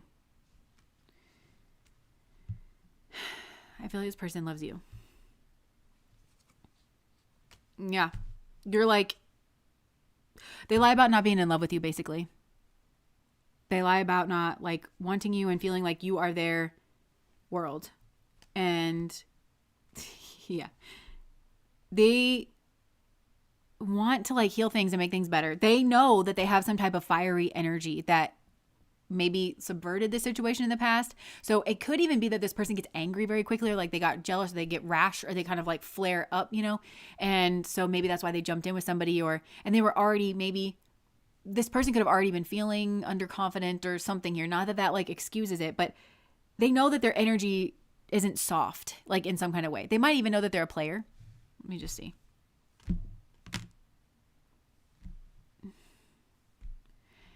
Okay, and that might be like part of the lie. Like they feel like it would catch you off guard for them to send you some type of message and say like they want to be the King of Pentacles. They've been the King of Wands, so this person does have some kind of king energy that maybe you were kind of like connected to. But it's the King of Wands, and the King of Wands can be like a player and very calculated about it too. So I think this person is feeling like it's not necessarily a lie. It's just they feel like it would be abrasive or something if they sent you a message and was like, I want to be the King of Pentacles. They feel like it's going to, there, because of the water under the bridge here, the energy that's around, it feels very abrasive, but it's because of all this defensiveness that's like baked into this situation. So they're quiet. The silence is a lie. I feel like the silence is a lie is what I want to say. And like the healing is a lie, maybe. Like, it's like, I haven't moved on from you. I haven't moved away from you or something. Like I want this, or I haven't like been able to kind of let this go. And I feel like it's really because something here went unsaid. It feels like there was a conversation that didn't happen. And, that would have given this person like the answers or the closure. But I actually feel like you and this person both wanted to be together. And so I feel like that conversation would have gone that way. Like it would have revealed this kind of, defensiveness, but like, I don't know, depending on what happened, I think it's just once you get around this defensiveness, because I feel like you both wanted to be with each other, but something happened and then you both got defensive, and then it feels like this defensiveness is really entrenched, like it's fear, and it's like, but if whatever messed up thing didn't happen and the defensiveness was not a variable in this situation, that's what I'm trying to say. If the defensiveness wasn't a variable here in the situation, I feel like you guys would have had a conversation and both been able to express that you really like each other and you want to be together and you want to see where this goes, and like be open and just kind of have that flowing energy of like, let's just kind of see wherever this goes. But it just feels like there's so much defensiveness. And I think the defensiveness here is mistaken for something else. It's mistaken for, like a harsh attitude or disbelief in this connection or rejection even. Like it's mistaken for all these things when really at the heart of it, what it is defensiveness. And I actually feel like this is on both sides. And that's kind of like the lie here. So I want to say like the silence is a lie. I just heard the silence is a lamb. Silence of the Lambs. Is that the horror movie? This turned into a horror movie. It's kind of like what I'm getting. Like between like the lambs, because lambs to like the slaughter, so both of you felt like lambs in this situation, like vulnerable, and like, well, I'm gonna go over there and get sheared or something, like, and then I'm going to be like naked and winter's coming. It feels like that. Like, I don't want to be naked first. You be naked first. Like, it feels like that. You drop your guard, then I'll drop my guard, So it feels like the silence is a lie. Also, like the healing, like that, oh, I've gotten over the situation is a lie. It feels like, yeah, if you feel like this person had some type of victory with somebody else, like where, oh, like it's just so like schmegdual or like passionate, like with them, and they like with somebody that they jumped in with, like either over you or something. I feel like that's a lie. They're hurting. There's the Three of Swords. And maybe for some of you, they wanted to hurt you because they wanted you to like see and feel sort of like an old cow or like an old shoe or something like that. They maybe wanted you to feel that way because they were hurt. And then I think this person is like realizing that you didn't hurt them or you didn't betray them. There was like a misunderstanding, but it also feels like something was done here that was like a betrayal. And it feels like this person's kind of taking ownership of that. And it could be that both of you have ownership in this, but I feel like, again, because it's either they jumped in with you in a way that was dishonorable, in a way that they should not have done. And then whatever they did afterwards made you feel like shit. Like maybe they ghosted or something, or they jumped in with somebody else and it was a betrayal and it made you feel like shit. And so this person's like, and then that started everything off on the wrong foot, and they can now see why everything, but they want to comfort you, I feel like, and work through the karma and tell you the truth. And this person might want you to dominate them a little bit. Some of these people know that they fucked up, and they might just want you to yell at them, and that might even be hot to this person. They said anything is better than your silence. Like this person just, they don't like that they can't get a rise out of you. Like, because I wish I could show you these pictures. Let me just cover some things up here. Do you see the look on her face? Like the vibes there? Like how she's like looking out the window. She's like really fed up with him. It's like that. It's like anything is better than that. Like your indifference. Anything is better than your indifference. And so even if like, yeah, they view you as the star, and they also view you as the truth, like having some type of truth or being the truth, or like if they were able to get to you, because you're at a distance, at least emotionally, for sure. Like you are at a distance, or maybe they feel like you friend zoned them, but also you didn't just friend zone them. You friend zoned them like to the outer edge of your friend group. Like if you went to a party, you wouldn't talk to this person one-on-one. I think you would talk to other people. And if you talk to this person, it would be like at a croissant table, and you'd be like, oh, hey, nice to see you. Like, and just kind of like, move on. They don't like that. Like, so they feel like if they could bridge this gap, not just physically, but some of you are at like a physical distance. Person is in my head like, please talk to me. This person just wants you to talk to them. They want you to tell the truth, even if you yell. This is definitely a person who is fine with you having like angry schmegs all over them. Again, they're saying anything is better than your indifference. Like they miss you. There's judgment here on a situation that they're, I don't know, it feels like some type of marriage situation. But I don't think that this person was married before getting into this. But it's not what it seems like, whatever that is. I don't think that they were. Maybe for some of you, they were juggling. So then, okay, I don't think this is the case for most of you. Is this person married? Before they...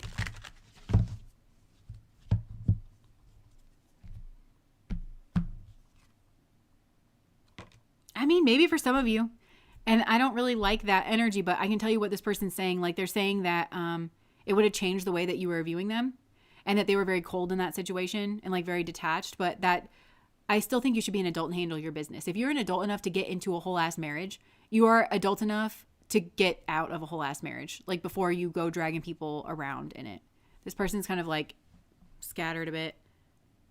Let me just ask, like, are you serious? Because like, I don't know. I feel like I said that bit to him, and then he kind of like moved away. And just before he was like, anything's better than your indifference, scream at me. And it's like, but if you point out like the truth like that, like you're mature enough to sign a whole ass forever contract with somebody, but you aren't mature enough to know how to get yourself out of that situation. You can't find a lawyer, deal with that. You can't handle the repercussions of having a marriage dissolve. Like, yeah, I think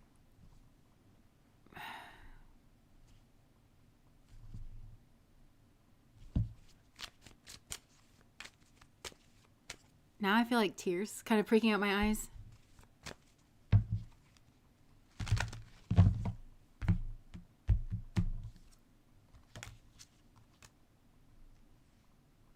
They're seeing some kind of situation differently.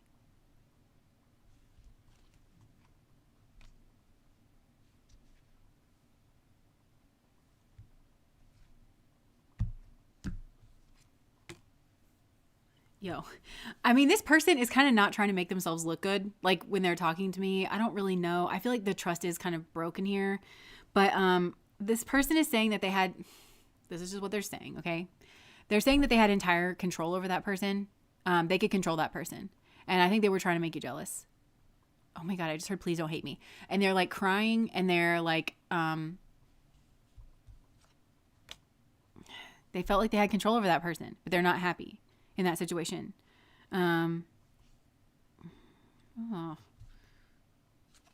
This person is like legit, I know I'm not the best person.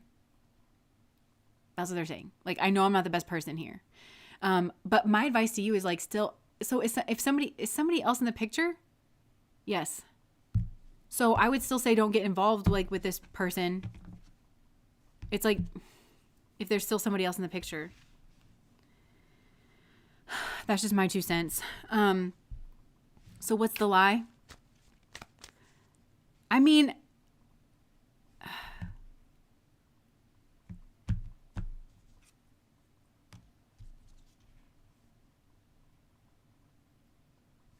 what's the truth? What's the truth? You know what I'm seeing in my head? You know that scene in Aladdin where they're sitting on the rooftop and she catches him out being the street rat? And she's like, tell me the truth. And he's like, the truth. And then like his voice gets all crackly. The truth is that, you know, and I think he still tells like a lie, doesn't he? Because that's kind of what I'm getting with this person. He's like, the truth is that, oh yeah, he does lie. Because he's like, the truth is that I pretend to be a sea urchin, like a street rat or something. Doesn't he still lies? That's the kind of energy that I'm getting off this person, that they're not done with the lying yet. I think this person feels emotions for you, but they're stepped out of another situation. They're frustrated that they can't get a message across because they do feel so romantic towards you, but they feel like you're misunderstanding the situation, that you're mad about like this marriage situation. But I'm not getting that this person is entirely divested, because I also feel like it's a lie that this person wants to leave that situation. That they feel like something here needs to change. Yeah, I'm actually getting that. Okay, so I'm actually getting that there's... Tell me about that.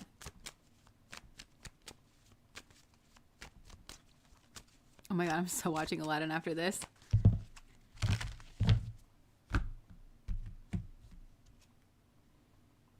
Okay, so there is some kind of...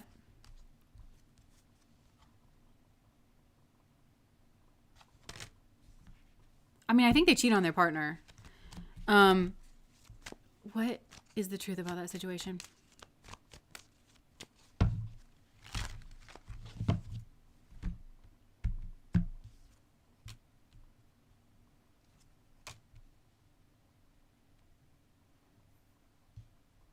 Oh my gosh, this person is so controlling. Like, this is so funny because like this is the kind of person where you can't really take them at their word. Okay. It's like, this is a slick person. Like, cause it's not necessarily that they're trying to lie, because this person will give you some truth. Like, you know, they'll be like, well, I'm not the best person. This like there's been some cheating. This is a third party situation, or something like defensive has like gone on here. Cause they're saying like the truth is that you miss this person and you're like feeling down, but like this person was really attracted to you and like they think very highly of you, and that's like kind of what they're focused on. So they're still not asking my question, they're not answering my question, and I can just feel them trying to take control of the conversation in a way that is like flattering to you, in a way that you might not notice. They're slick. This is a smooth operator. They have options. There's 2 women here. You're pissed at them, but they see you as an empress. This person, I think, cheats, okay? And but I think they see you as on the same level as their partner. Like, I think they see their partner as an empress, and I think they see you as an empress. And I think they see you on the same level as that. And they know that they didn't treat you right and that you're pissed about that you didn't get treated like an empress, but you were an empress. And they wanted to maybe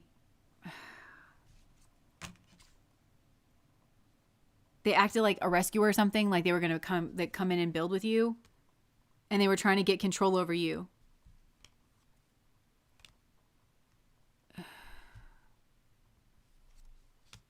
What is going on here? I feel like we've been all over the place. Like this person's a liar is kind of what I'm getting from this.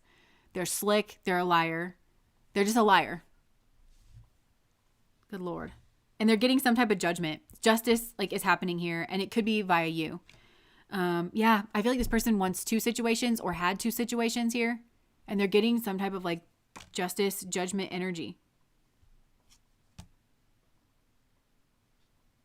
They're really in their head about you not talking to them. That's the truth. The truth is, I feel like I need to ask what the truth is with this person. The truth is that they've been really in their head because you block them or you're not talking to them. And they want to be able to offer something to you, and they want to be able to move something along because they're saying that they love you. What's the truth? They felt like a strong chemistry. Yeah. They feel like you guys, there's just a lot here. You get along conversationally. You get along like schmegzually, and they feel happy with you. So what is going on with this partner? They're acting like it's a true love, like is what they're acting like. And so then what's going on with this partner?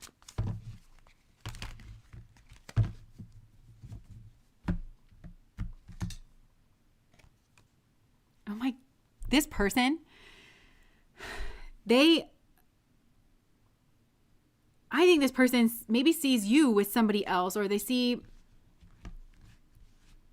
just talking about how they feel about you. They don't want to talk about the partner. They're deflecting.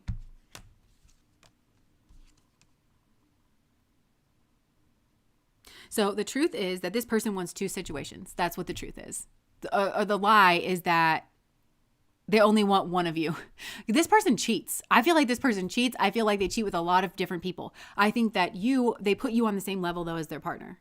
Like they view you as an empress. So they want like two kind of stable situations. That's what I'm getting. And I feel like they're lying about that. And I feel like they're slick about it too, because this person has a way of kind of trying to slide past your mind to try and get your focus not to be on that, and to try to get your focus on the two of you and what they feel for you. And I think that they're kind of genuine in that. I think this person is genuine in their passions. Like they don't hold back their passions or anything like that. Like and I think that there is genuine emotions here for you and genuine passion here for you, but it's not a faithful situation. They don't want one partner. I don't think they've ever had one partner. I don't think that they're interested in that. And I think that they can actually be kind of cold. So I feel like it's actually very passionate, and to whatever extent this person can feel emotions, I think they feel them. But yeah, now there's another energy coming in here. What's this energy? What is this energy? What's this energy that's coming in here?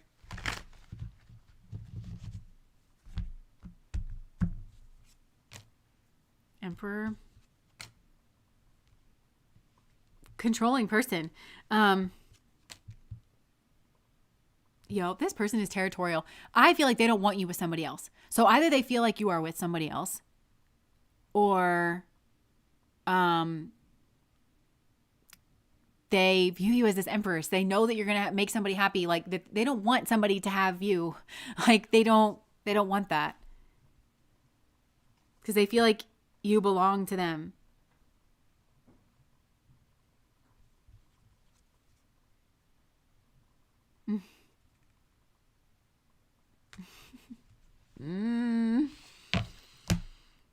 I don't understand this person. Yeah, they're just saying like they want this to be a third party situation. I'm so at a loss here.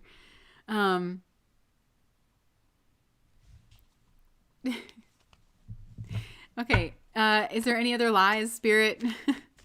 And I'm asking Spirit. I'm not asking this person. Please do not come through, because you're a freaking liar. Spirit. Okay, there's definitely secrets here. There's a key that you could find that would like unlock some type of secrets here. And I can feel this person kind of like pushing my energy away from that.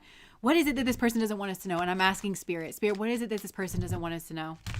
I feel like there's been a plan even here. What is this plan?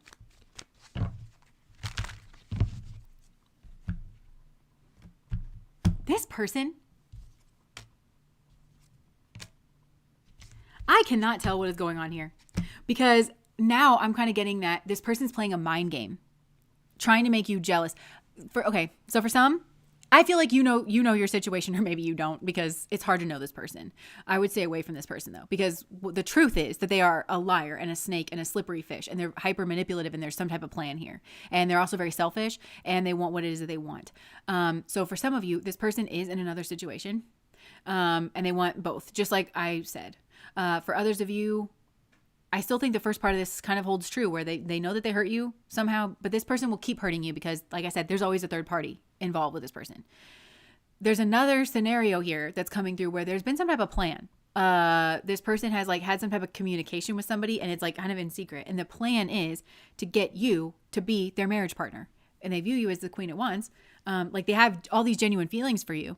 But there's somebody here that they are, it's like helping them or planning with them to try and get you. Like maybe they want something to start off very like passionate and sexual, but then they want that to turn into a Hierophant kind of situation. So you got to take what resonates here. But it also could be through some type of betrayal and hurt, and like hurting your feelings and making you think that they're in a third party situation with somebody else. And they think somehow that is going to, it's like they for some of these people, there's a plan to like provoke you into what? Like into wanting them, into being in a commitment with them, because you just feel so hurt. That somehow they feel like that's an aphrodisiac. Somehow this person thinks that like a third party situation is an aphrodisiac. And what I think is more the case is that that's something that turns them on.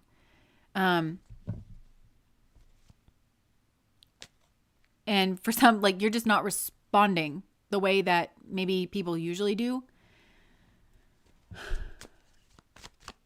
I don't feel like you could trust anything this person says. Tell me more about that situation.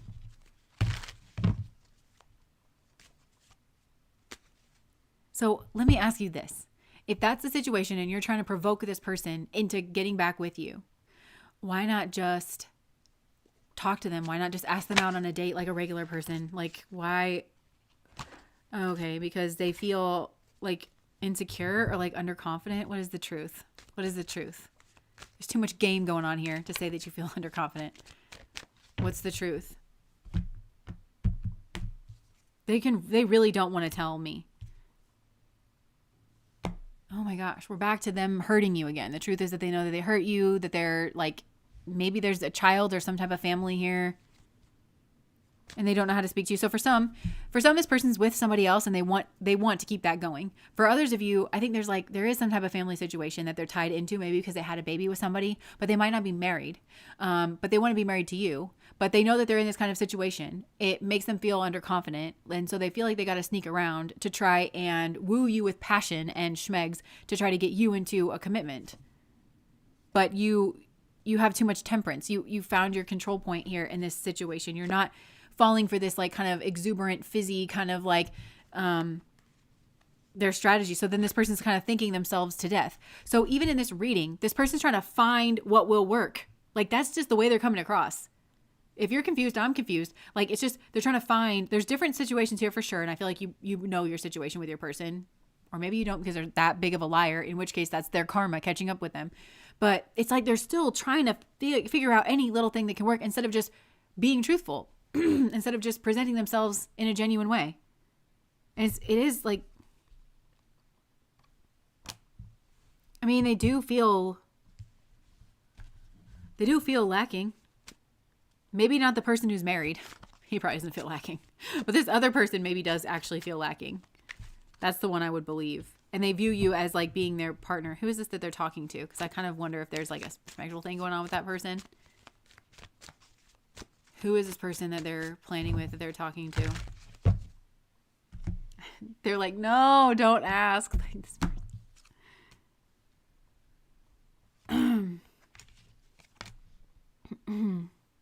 Yeah, I feel like, who is this person?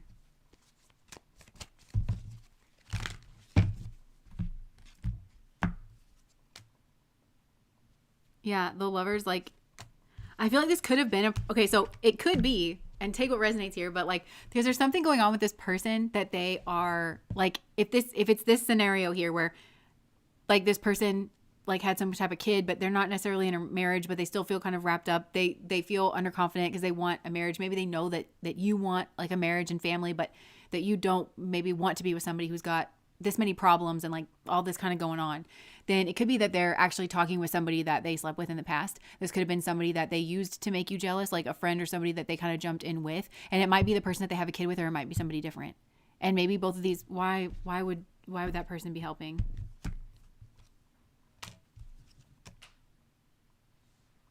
No. Why are they helping? I don't like these two people.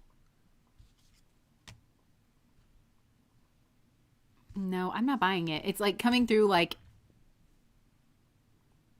I mean, they're saying what they did, like, but why are they helping? Why aren't they staying out? These two people don't do the normal thing, like the respectable thing to make you feel comfortable. It's like, okay, so if you interloped in this situation, why are you still involved?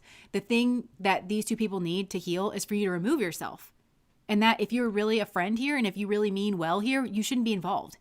And so there's a reason that you're involved, and it's sneaky and it's strategic. So what is it, I am absolutely not buying that this person like just wants to help or they just want to make things better, because their very presence is wounding and traumatic. So I'm not buying that. The last thing that should be happening here is reminding you of what went on between the two of them. That is the very last thing. If there's been space, if there's been time, if there's been healing, that needs to be allowed to stand.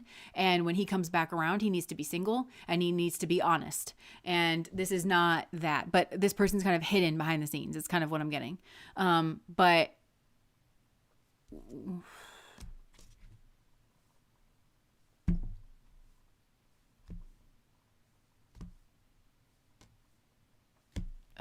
like neither of them are addressing this. They're refusing to address like why. It's because they feel caught. And these are sneaky people, just like by nature. And I think you know that. It's like this tear energy that's like kind of coming up. They feel caught and they feel called out. And like, it's like they don't know what they're doing. They don't know how to do it any other way. They don't know how to be noble. They don't know how to be like moral. And they just keep talking about their attraction to you. And trying to be defensive. And how they feel alone. And how they view you as like their happiness and everything. It's very selfish, actually. This is all like me, me, me, me, me, me, me, me, me. And I think they thought they had you in some type of a delusion. They thought that they had you in some type of fantasy. That's the truth here. They thought that they had you snowed in some kind of way.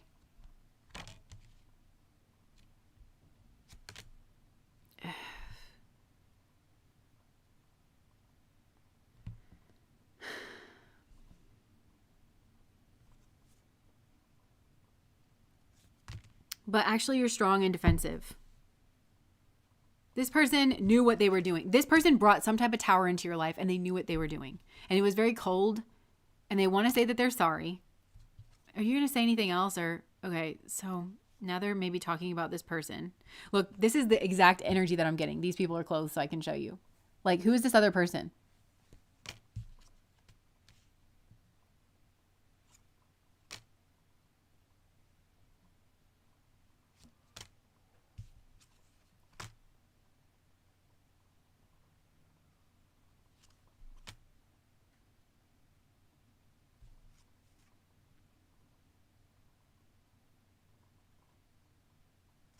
Oh, you know why this other person's helping? Is because they want to get you under control of this person so that they look better in their eyes. Like they just plan on sabotaging you again, but they're just acting like a friend. That's why. Okay, I'm leaving this alone. I'm done. I would suggest getting away from this person or these people because this is like actual crazy nonsense. And I just want to remind you that there's a pattern with this person. Be very careful if you communicate with this person to know what you're going in for and to keep your focus, because this person's so good at sliding things like out of the way and like refocusing you on something that's like distracting, but they think that it'll make you feel good to hear, like, oh, I love you so much. Isn't that what you want to talk about? Like my feelings for you are this or that, they don't want you to look like behind the scenes at something else. And I don't know, Like it could even be that their partner is in on it because they feel like maybe you have something. So they want to drag you in and then like take your money or something, like kind of transform their own energy. This could be like a bait and switch. I don't know. This is shady. This is just a shady group. Okay. So I'm sorry about that, pile number 2. I'm just going to put that back up here. Whew. Whew.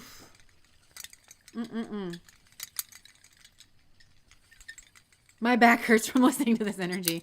My back, my front, my sides, everything's just hurting from this.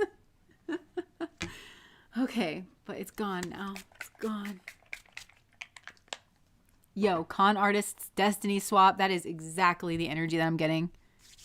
It's like the snake from the Garden of Eden is the energy that I get. Like for any, if there's one person involved or multiple of these people, unless like this person is married to like that kind of empress lady, it could well be that she doesn't know because he sees a lot of her and you and her and everything. But yeah, I'm just getting that. Ugh. Yuck. Oh my God, so accurate. I didn't want anything with him and he kept pushing. He's in a relationship and yes, I'm lonely, blah, blah, blah. And I simply didn't feel anything for him and don't. So I had to put it. Yeah, definitely my snake. That crazy snake again. I feel like we're getting better and better though. At just kind of like catching it. Don't you feel? I feel like we are. Okay. Eclipse energy brought all the chickens home to roost. It's like they're all coming in to be sprayed by a bug spray all in one go. Like the bug zapper. All right. So I'll get a little drink here, I guess. Ugh.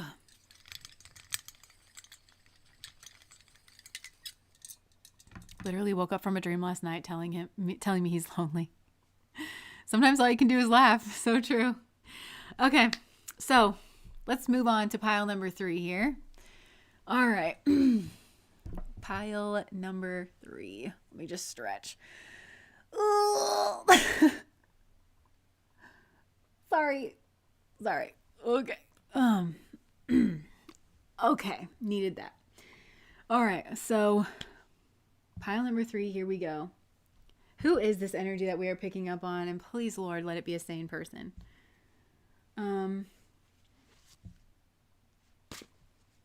Okay, family ties came out. And I'm not getting a bad energy from this, like pile 2. This could be somebody from your family. So, okay, so what are they lying about? That's what we're doing. Okay, so who is this person that we're picking up on in pile number 3? Whoa. Look, this energy is trying to come back in. Okay, so I'm getting a different deck. Spirit, a different energy, please. Gosh, that pile number 2 energy, that snake energy, usually they come out in pile number 3. Notice how they shift their tact and they always try to linger into like the next pile or something. It's just like, it won't go away. Like it's just, it's such a clingy energy. So we're going to start over here. Again, Spirit, please block this person out. We're doing new energy here for pile number 3. New energy for pile number 3.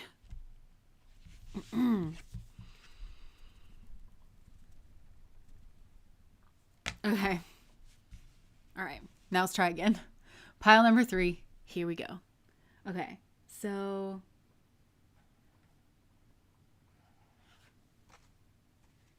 who is this? Is coming through. New energy for pile number 3. New energy, new energy, new energy.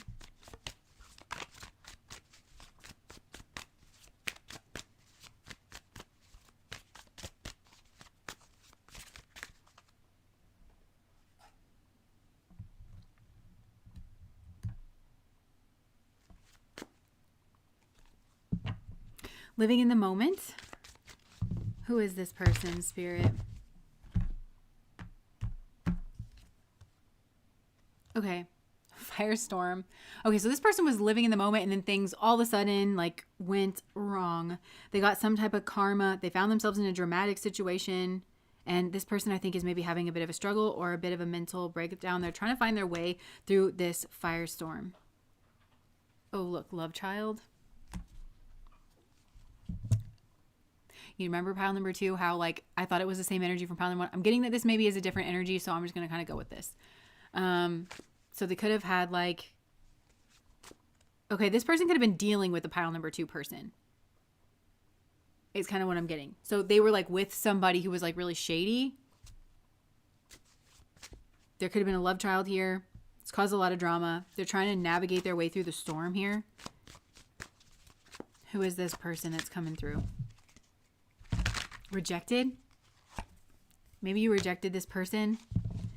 Or they just thought that you were going to... Is this the same energy? I'm just going to keep going as though it's not. Okay. Okay, they view that you're happy single and that maybe you had already rejected them, or they thought that you would reject them because of their craziness. Yeah, shocking news and under pressure. So maybe they have some type of decision to make, like, yeah, anxiety, decisions, time's running out. On what?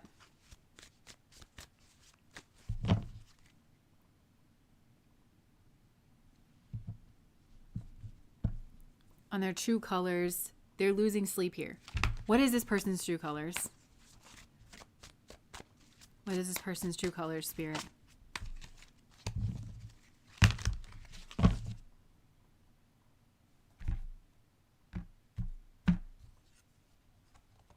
Okay. Faith, healing, meditating, praying, and massive regrets. This person has a lot of regrets. Okay, so I think they feel like the time is ticking and running out for them to tell you that they have some type of massive regrets.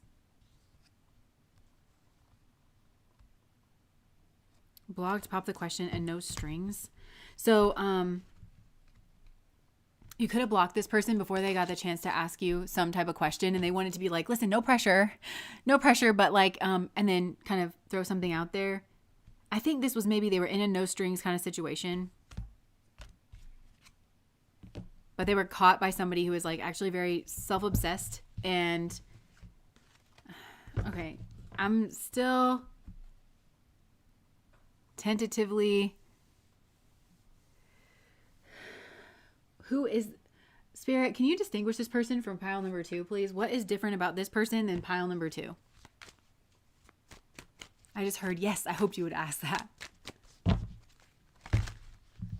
What is different about this person than the pile number 2 person?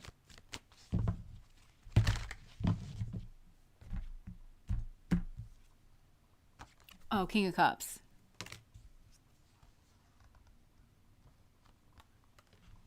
Okay, so this person like loves you is what I'm getting, and they are sorry, and they view you. They are sorry maybe for like some type of family situation, or like from leaving. For some of you, this person left a family situation, stepped out in some way, maybe got somebody pregnant is what I'm getting as well. They're genuinely sorry. This person like has a lot of love for you, is genuinely sorry, regrets their situation, sees this devil energy like very, very clearly, but is feeling embarrassed. And they're kind of going back and forth here about how to... They don't want to disturb your peace. Like this person very much does not want to disturb your peace. And they also feel under the thumb of somebody here. Like in their routine, like kind of daily life.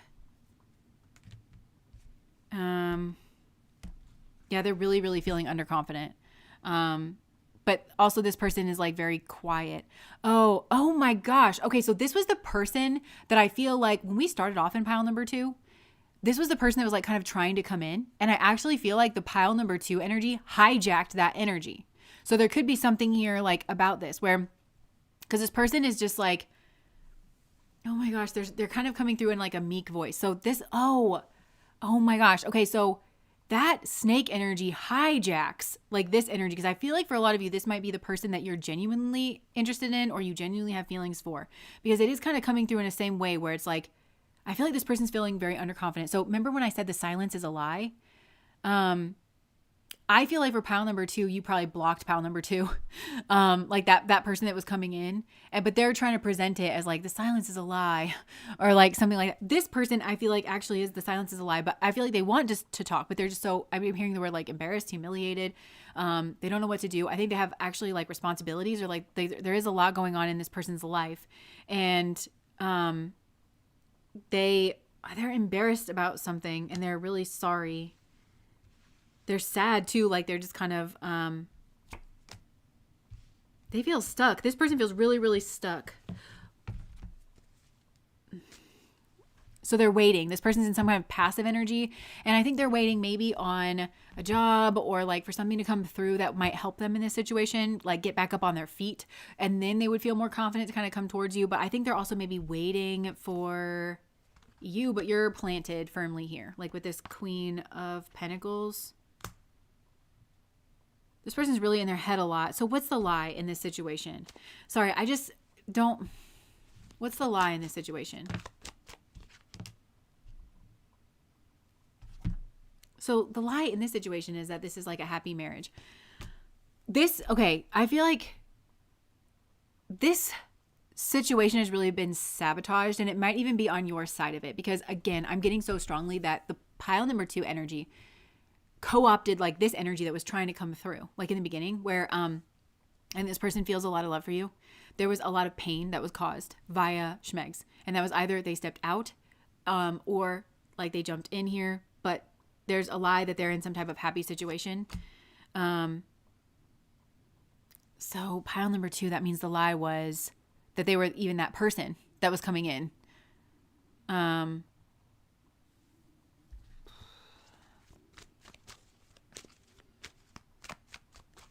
So, okay, this person's up in, what's the lie? So the lie is,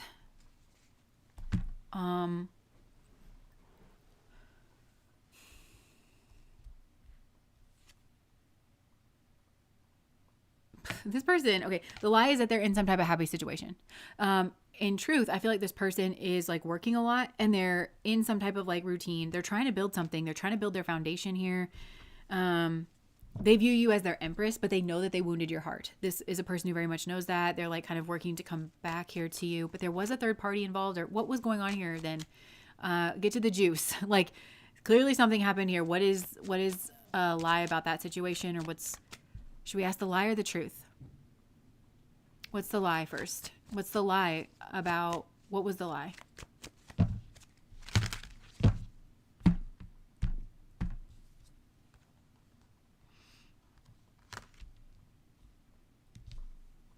What's the truth?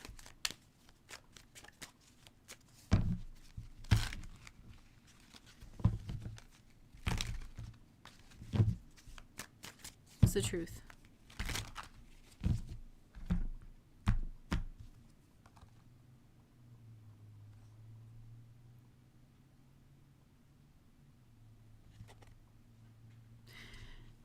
This person wasn't trying to hurt you. Like, so the lie, and again, I think it comes in from this pile number 2 person that's trying to kind of mess things up. Oh, you know what I'm getting? I'm getting that this could have been the person, that the pile number 2 person that hijacked that reading. I'm so sorry if you didn't watch pile number 2, and this is like, I think I'm explaining it well enough though, where you can kind of get the point. This is the person that the pile number 2 person, in some way, and it could even be psychically, saw you moving on with and saw you being happy with. And this person, it's their energy, this like saboteur energy that is sneaky and trying to use like the strength, even of the strength of them hiding, to make you feel anxious about like this person and what was going on. But this person's coming through to say, I wasn't scheming around to like try to be in a third party situation and to like try to pull one over on you. And, you know, I wasn't doing that. Like the truth is that I hurt you. The truth is that I think this might've been with a friend. The truth is that there was some type of betrayal here. Judgment. And like, they're like, there's judgment here. I got what I deserved. And again, I'm seeing a child here in this situation. They're so sad. Like this person's like really, really sad and miserable. And they watch you. They're saying like they watch you in your space, but they kind of try to be emotionally distant because they felt like they were your healthy relationship and they want to bring that truth forward to you. But so why were they involved with this? Okay, so there is like moon energy. There was like a secret here, or like secret death.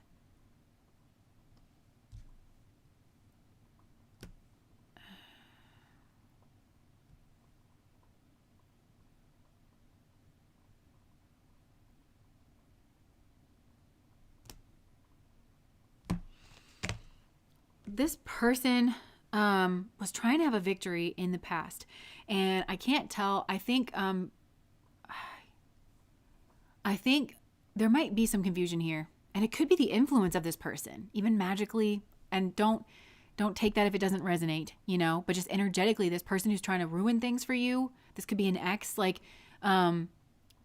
this person that's coming through. I think there was a secret death, so maybe they ended things kind of secretly with this person. Maybe this was their sneaky link or something like that, and then they saw you as their victory, and they wanted some kind of something with you. And then they felt, and then something happened and they went maybe back to this person. I don't know. So that's one scenario. But then I feel like, oh yeah, there was that misunderstanding, because remember at the beginning of pile number 2, that was there was the defensiveness. Okay, so this pile is actually the one with the defensiveness. Some of you might want to go and listen to the first part of pile number 2. Just the first part where everything sounds sane and normal at first, because I think that actually applies to this. So there was something happened. It was schmegschwel. They jumped in with somebody else, or they jumped in with you in a way, and your defenses went up, your hackles went up, and there couldn't be a conversation here, because if there was, it would have been mutual and you would have both been on the same page about things, and they would have told you that they see you as some type of victory. And it could have been that this person was trying to overcome some type of darkness, some type of habit, a way that they were, and they saw you as a key to that, or some type of victory. Not that they were putting it all on you, but this person really saw themselves with you. They saw themselves being in a relationship with you, happy, victorious. But then after this defensiveness and everything was kind of going on, I feel like they maybe went back to some type of habit, or there's a different person that they thought, oh, maybe this person's my victory, because it's almost like this person is looking for something outside of themselves to be their victory. So they met this person. I'm hearing the word alluring, there's allure, some type of hook. So I think this person was in some way attached to that darkness that they were trying to overcome, but they thought this person was like you in some way. And I think this was born out of some kind of heartbreak or hurt over you and your situation. And this person, they were secretly, I don't know, secretly in love with you or something. But so what's the truth then?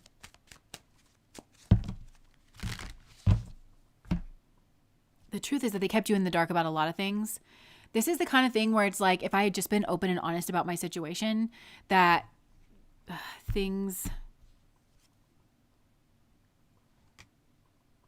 The truth is that I feel like you're their lovers. Okay, there's an energy sneaking around. I feel like it's this pile number 2 energy. And this might be from your past, or from your side of things, that's kind of trying to ruin things between the two of you. What role did that play? I feel like Spirit is heavily involved in this pile. Did I say that? Or was that the start of pile number 2? Okay, so see how this is weird? See how this is everything that came through so strong for this person? It got interrupted by the true pile number 2 energy, which was lying and trying to pretend like they're your soulmate. And I feel like this is actually your soulmate. And so you're trying to hijack that soulmate energy, destiny swapping, everybody was kind of calling that energy on. But I think it was at the beginning of pile number 2 where it was coming out. I think Spirit is heavily involved in this situation. It's illuminating certain things and giving you a key. The key is that somebody here is sneaking around even energetically behind the scenes. And I think Spirit wants you in your head thinking about this, but there's some type of gnosis. See how this looks like a big gear, and it looks like this bird thing is kind of actually turning this for once. It's the record was in some type of groove, but it's actually turning this for once, and you're having a gnosis, you're having some type of transformation in the way that you're kind of realizing this, oh, I was kind of blocking this person. It's not, this person doesn't have that kind of low down energy. It's this other person that tries to get in and block, that's trying to block you. Yeah, before things even began, before somebody could ask a question here. They're trying to ruin things or block things before it, and they're trying to block communication. This could be using spell work even. I'm getting that. It could be using spell work.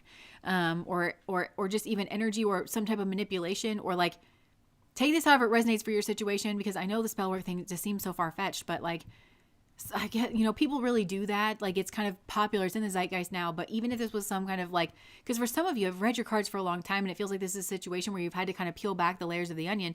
And, I'm even thinking back to my childhood, where I grew up in the Midwest, very Christian upbringing. And I knew some of my friends had, Wicca books, spell books, and things like that. And I was scared of it at the time. So I kind of would stay away, or I would just watch, like when one of my friends, her mom was Wiccan and her father was Jewish. And so it was like genuinely a part of her religion and like her spirituality.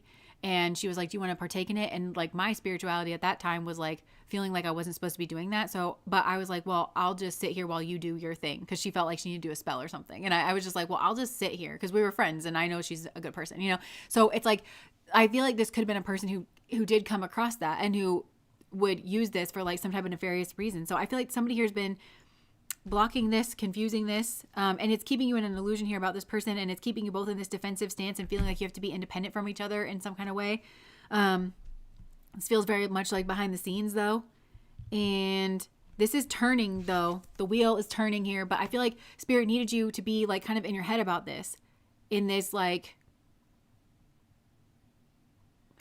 kind of, it's a mixture between like the 7 of Swords and the 7 of Wands is what I'm getting, like kind of defensive on your high ground and like kind of thinking about this. So I feel like you really couldn't consider something different about this person. And it could be that you met this person after a relationship with this ex that's trying to kind of get in between things.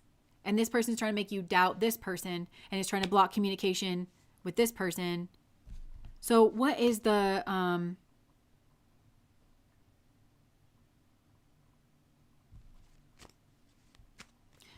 yeah, because I'm getting that this person wasn't feeling very confident.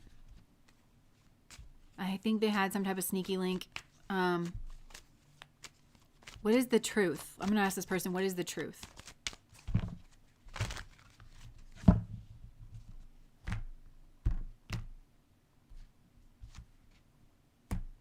The truth is that they were a fool.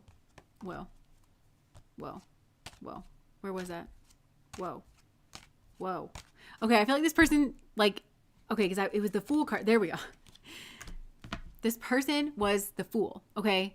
And I feel like this is the way that they try to make change in their life is, and it might have even been true when, like, they met you, because they were like, I'm just going to jump into this kind of new beginning, because they're realizing that, like, something here needs to change. They don't like the way that things were going about themselves. They're like, I'm just going to kind of jump in. But then I feel like whenever they jumped in here in some kind of way. And I think they jumped in with this person, like this other person, like that they formed an attachment to this person or a relationship, and it was kind of in secret, because I think this person always felt that they were going to go back to you. But there was something here kind of in secret. And then they kind of started thinking they viewed this person as some type of victory. And it might have been a short-term victory at first. Like, oh, this is something to take my mind off of whatever. But that's how they kind of got entangled. They're saying like that they were a fool, basically. They didn't listen to their intuition, that they were like it's like I wasn't listening to my intuition, but they were like up in their head. So they were in this mind energy where they were kind of trying to think things through, but they weren't listening to their intuition, because there was something wrong with this person and they kind of knew it. And it might have even been that something was going on in secret. It could have had to do with the way that they met. It could have had to do with the place that they met. Or this person was still a part of some type of cycle that they were a part of. So some type of group that they have attached some type of bad habit to. And so they thought, oh, this person's like the victory here. Maybe again, because they were in some kind of sadness about you. Oh, I'll just jump in with this person. It'll take my mind off things, but it gets them back into this kind of darkness kind of cycle. And this person's saying like, I knew that things needed to change. And yeah, I just jumped right back in. And it feels like, again, because of like some type of sadness, but I'm also getting that they couldn't get back. Cause like, I saw the Fool energy and then I was like, wait, it was just right here. And then it's like trying to kind of get back. So it was like they jump in and then they kind of mess things up, because this is the way they go about change. They're not thoughtful before the change. They're really up in their head after they do a Fool thing, after they kind of jump in. I just heard only fools rush in. So it's like they are kind of, there's this impulsivity here. And I think it is driven from some kind of like sadness. It's the Moon card and the Death card is kind of what I'm getting. It's like, so Moon, Scorpio energy. They could have this kind of brooding moon, but I feel like it might be attached to the mother or some kind of like family something or secret, or this is like maybe they're suffering with something like that's a family illness, like addiction, or where like everybody in the family or somebody was like, it feels like to do with the mother though, like the mom is controlling, but it might be in this kind of either nurturing way or it's different behind the scenes, I feel like, or it could be that there was like an addict in the family, but it affects everybody emotionally, like whatever was kind of going on there. So this person has this kind of sadness, darkness, depression to them that they know they have to kind of get out of. And I think they saw you as like the way out of it, because things are, I'm seeing like bright, you know, like around you, and like you were the answer. And but this person hadn't done the foundational work, because they were like, oh, I'm just going to jump over here because this to me looks like the life raft.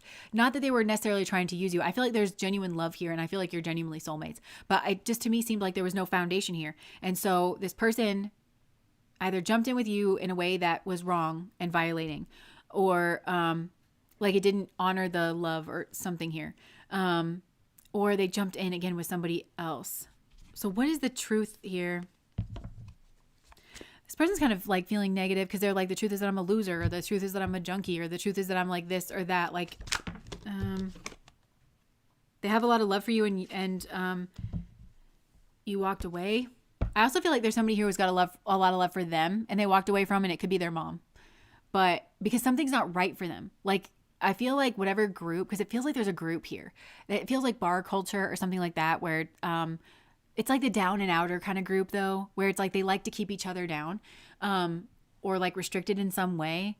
Oh, what? It's like it has something to do with. Oh, okay. So I heard somebody was talking about the difference between popular and cool. This person feels cool, you know?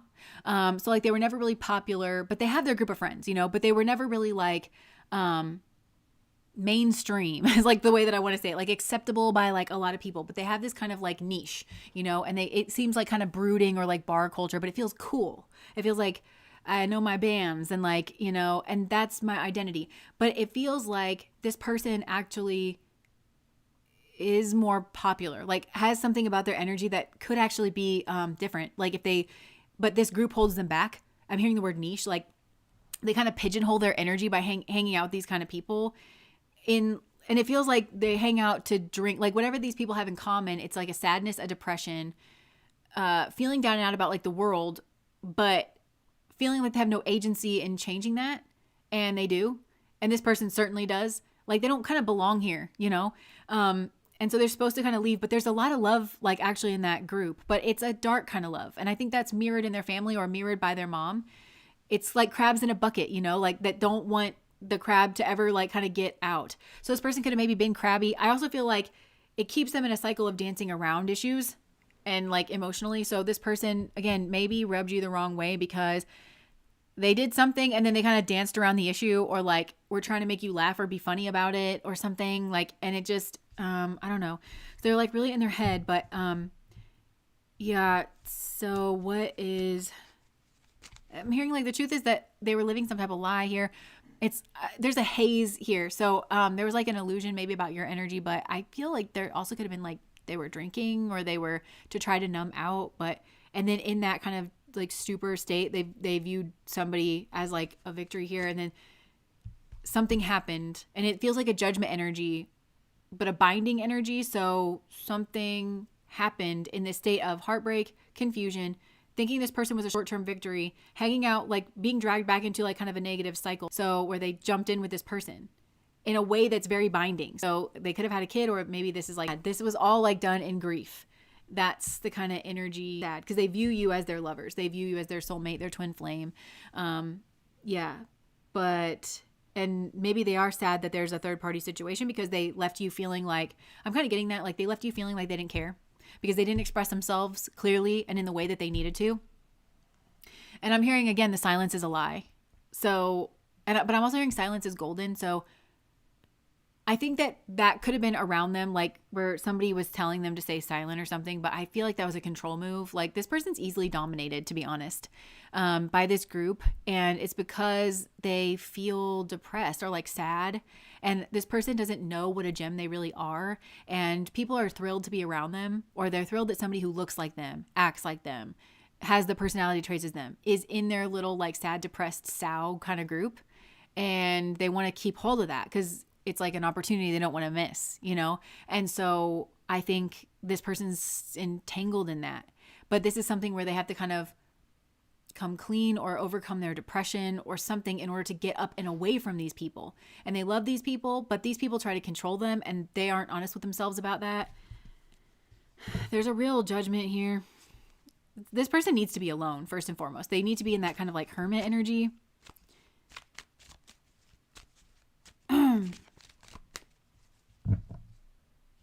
So now they're confused about their options, but this person's in a state of confusion anyways, emotional confusion, because they don't do the things that are necessary to get clarity. And part of that is who they're hanging out with. Like they never stop and like remove themselves. And I even feel like with you, it's like they wanted to jump in with you, that fool energy, but that's still not them being alone. They wanted to like monkey bar over to your situation. And I think it would have been a happier situation. But this person, like I said, they haven't done the work, because this person really needs, the problem is the people that they're around. And like this kind of cyclical energy over there. And it maybe masquerades as a family, but this is a family that is like tied together by trauma bonding and like secrets and depression and sadness and woe is me and like it'll never work out for me kind of a thing. But they're really the ones holding themselves, like he at least is holding himself back, and he doesn't belong there and needs to work on self-love. But there's like a lot of sadness here and a lot of confusion. And the way out of that confusion is to build confidence. The only way to, and like heal. And the only way to do that is to be alone, is to like, and to be this hermit energy and to go inwards and to actually do the work and to do the grieving and to do the emotions. Because there's a lot of emotions here. The lies that there's like, is that there's emotions here, and they're emotional about you being defensive towards them. They're even emotional about that. And for some, they're emotional because they feel like this is a third party situation, but I feel like they jumped in with somebody else. Like it was a third party situation on their side before it was a third party situation on your side. Not that I feel like this should devolve into some kind of tit for tat, and I'm not really getting that energy. I just feel like they jumped in with somebody else. They thought that it was a victory. I just feel like this person can't be alone. Like that's the other thing. They can't be alone. They have maybe a lot of emotions, but they don't know how to,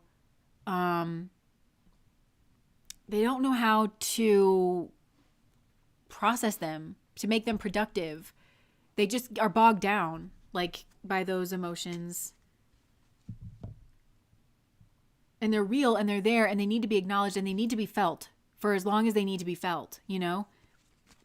But I think that they're sad that like maybe you're in another situation.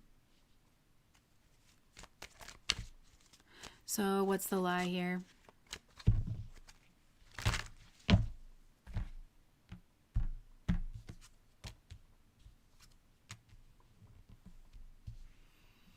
What's the truth?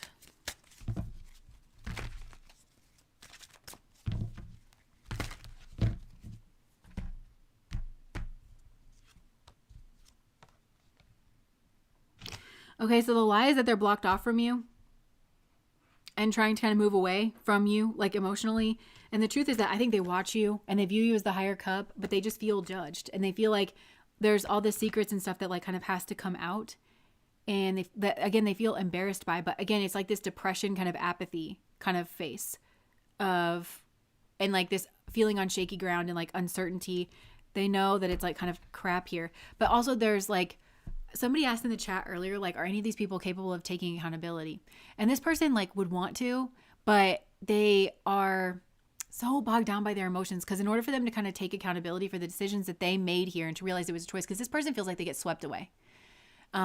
That's kind of the way that they're viewing it. Oh, I got swept away. I was looking at this person, and it's because they're never their own answer. They're never their own key. They always look like in the external world for something to fulfill them.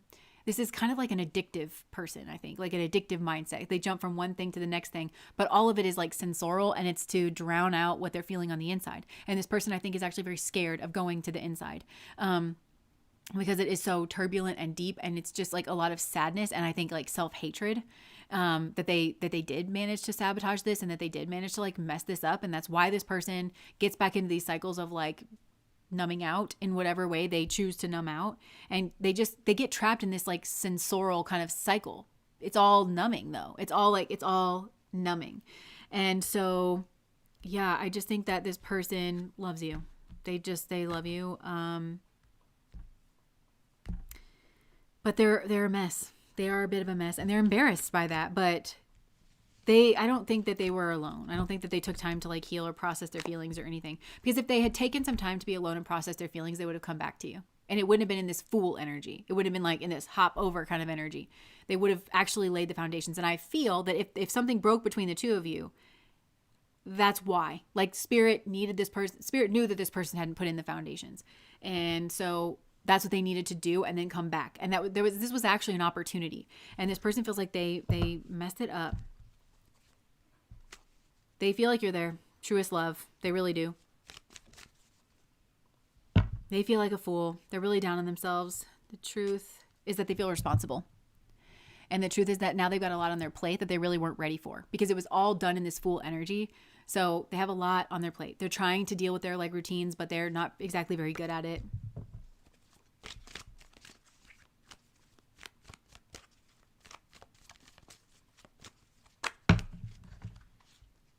Yeah, like you're their brightest star. You are their wish fulfillment, that you're what they want, but they feel like they like changed their entire destiny here. Yeah. And it's maybe because for some, they went back to like a person or like they went back to somebody that they knew they should have like left alone. And it could have been that this other person felt betrayed by them at some point or like hurt in the heart by them by some point, but like they really needed to leave this person alone. Yeah. Again, like they saw the victory.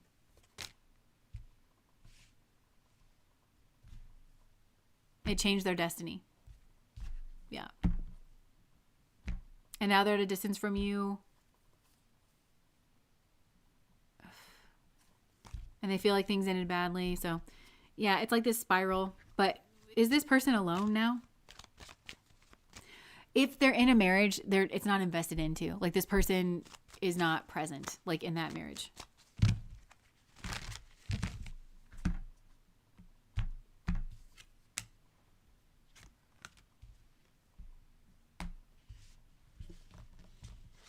I'm getting that they're in that situation and they're very defensive about kind of going out on their own.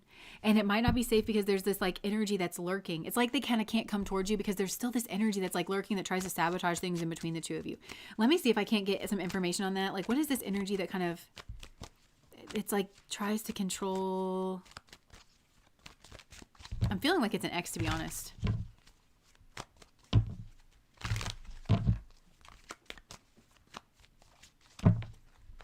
Maybe it's that King of Swords energy from pile number 1 because the King of Swords keeps coming out, but like trying to masquerade like they're the healthy relationship.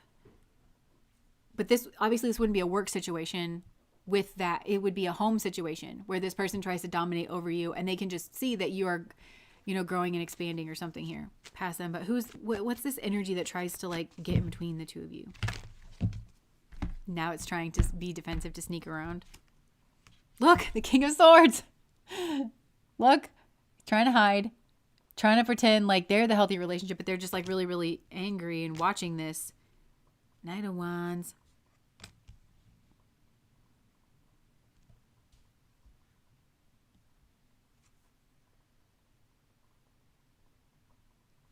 Ew, yeah, because it's this King of Swords. It came out on his side that he's like viewing you as his victory.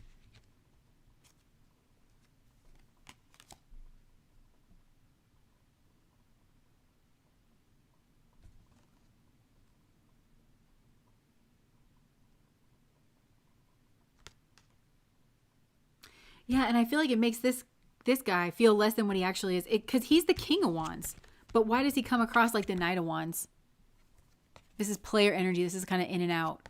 So again, like this person's presence has a way of making this person feel like kind of insecure or like something that they're doing in this situation. And so they're like kind of in and out and you are like distance. But look, like this person's like the King of Wands and brings like happy. This could definitely be a Leo or a fire sign. Yeah, there needs to be justice in this situation. This has been tampered with, is what I'm getting. This is a situation that's been tampered with. I think energetically or on some type of like somebody's trying to put their finger on the scale. There has not been justice brought to this situation. And I think even your person gets down about themselves because in a way they are reflecting on themselves. They do feel like what they did is bad. And that gets them like kind of in this spiral. There's no justice here. Tell me about that, Spirit. Yeah, this person like gets defensive because they want to be the King of Pentacles and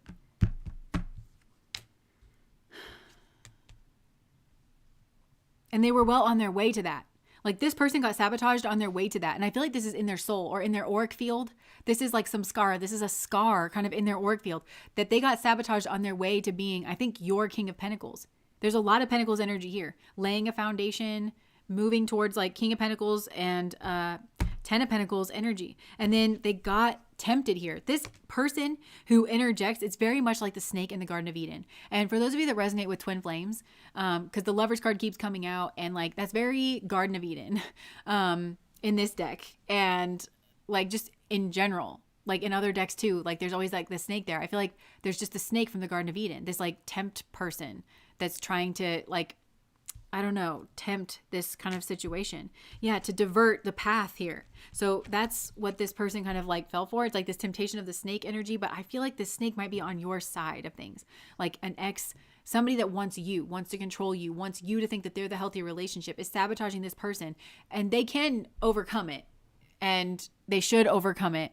And because they need to not go in for a temptation. They need to strengthen up their virtues. They need to trust themselves. And really, it's a mindset. Like, again, whenever this person wants to make changes, they do it in this like fool energy. I'm just going to jump in over there. I'm just going to jump over to healthy really quick. But then if you can jump in, you can just jump right out. This person doesn't lay foundations. But this is actually a builder. But I just feel like there's something in their mindset, or like, again, there's this negative group that's like around them. I just heard conjured around them even. Like, I don't know. Maybe this is on both sides here. I don't know. But it's like, that's when this person kind of jumps in, and that's when you leave.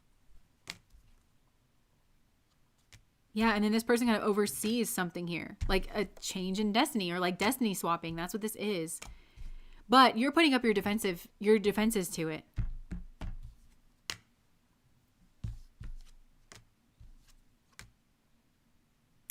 At the very least, because you can be single. Even if you're not with somebody else, like you're still not going back to this person. You're still like whoever's causing all this trouble. You still don't view them as the healthy relationship. You've still made your decision and you're moving on. And so at the very least, you're deciding to be single. Yeah, and this person's really pissed that they're trying to like conjure a lot of like, sorry if this isn't resonating. I know this is very specific, but it's like they're trying to conjure a lot of illusion and like fantasy around you in order to keep you feeling small and like safe and not having the truth about yourself. This person's trying to block you from having the truth about yourself, that you're sexy, capable, confident. A lot of people want to be with you. So I feel like this person conjures, and it might even be something about like this group energy that's around you. They conjure like enemies to like your destiny or something, you know, the people that are maybe toxic overall or like noxious, but it just like to your energy, they don't suit, you know, in some kind of way. This person's so defensive about that because justice is here. I really feel like they're defensive because justice is here. This is all coming out, or like it's coming out one at a time. And that this person was trying to be like, yeah, they were trying to come out like the victor. They wanted you to go back to your past so that they could get you in a contract and break your heart. This is evil. There's so many evil in the mix here. The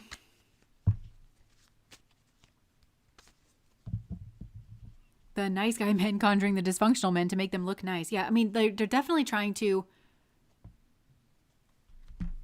control an outcome. They're trying to funnel you towards like an outcome here. They could have paid for this, like money, to have somebody do something. You're their favorite. Look, this is always confused me because for some reason I associate the scales with 7, maybe because Libra is like the 7th sign, but this is like the 6th. And so it's not like quite there. I feel like you're their favorite, and this is also not a great person. This is somebody who like sleeps around. But for some reason you're their favorite, and they want you to think that they're the scales, that they're your Libran partner, that it's fate or fairness or justice for the two of you to be together in a relationship. But they want you to think that it's a one-to-one relationship. This person's like kind of all out. Yeah. Out and about in the town is what I was meaning to say. And look, now they feel kind of toppled. Like they had the high ground in something, and they keep managing to kind of like deflect or something here. But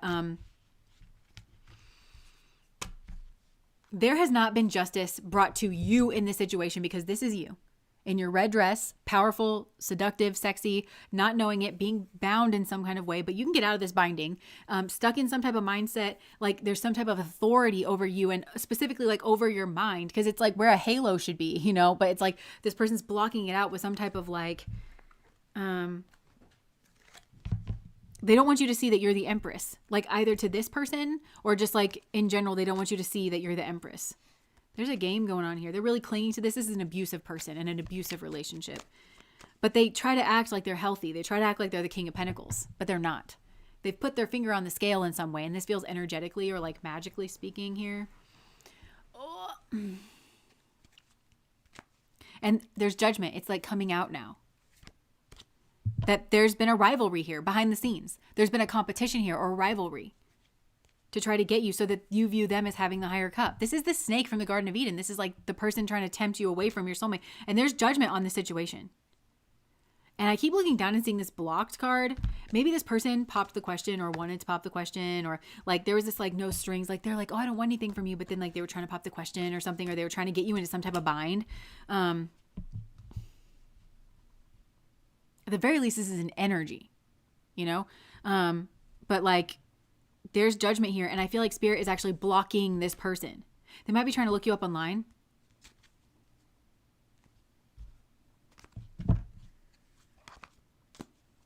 I wish I could speak Spanish because I'm hearing a Shakira song that's like entirely in Spanish and I don't know what she's saying.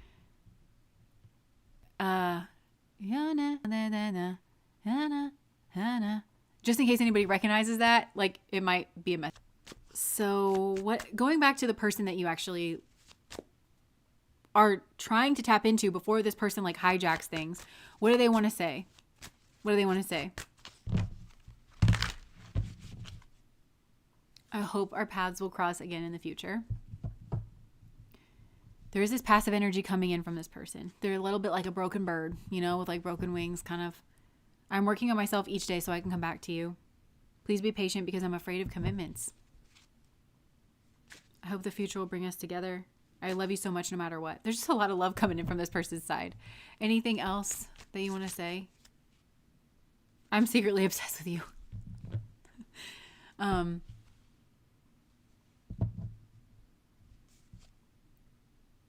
the universe is fighting for our souls to be together. I never expected to fall in love with you so quickly. That's that kind of fool energy too.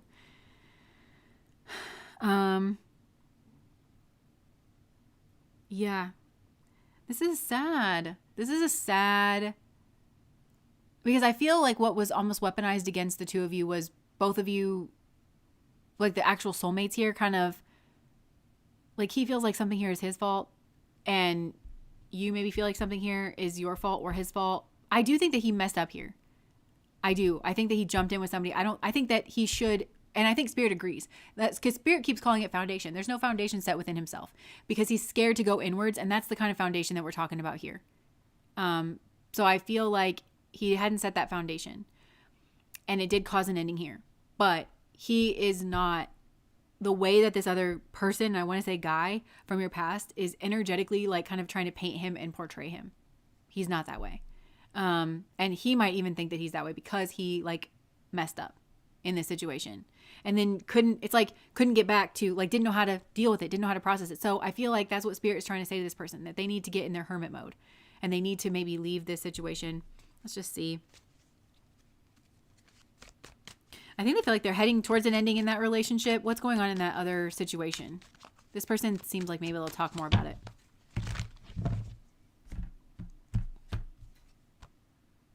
Okay, Hierophant. High Priestess. Okay. High Priestess and then like the Two of Swords. This almost feels like Spirit coming in here. But because there's this energy that tries to like... I think Spirit is saying that it would change the way that you're viewing it. But this is what the other person said. It's like I think this person has a way of psychically spying on you and your situation with this other person. It's like they're intuitive or something, but they misuse that.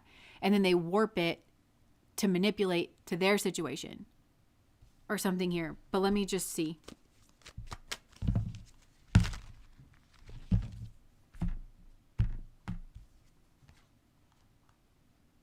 Look, yeah, that energy is still trying to get in. What is going on in the person that is not insane?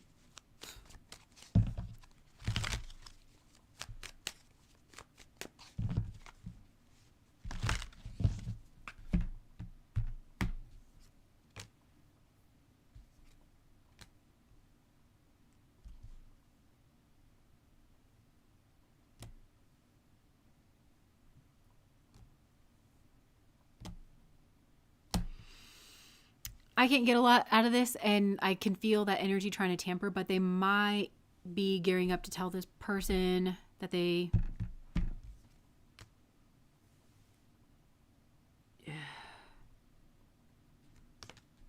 don't want to be in that relationship anymore. They might actually tell this person about you.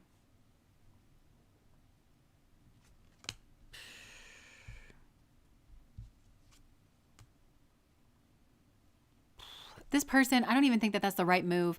This person is so, they have like a tender heart. They're trying to be truthful and everything. They're maybe thinking about, this person domineers them.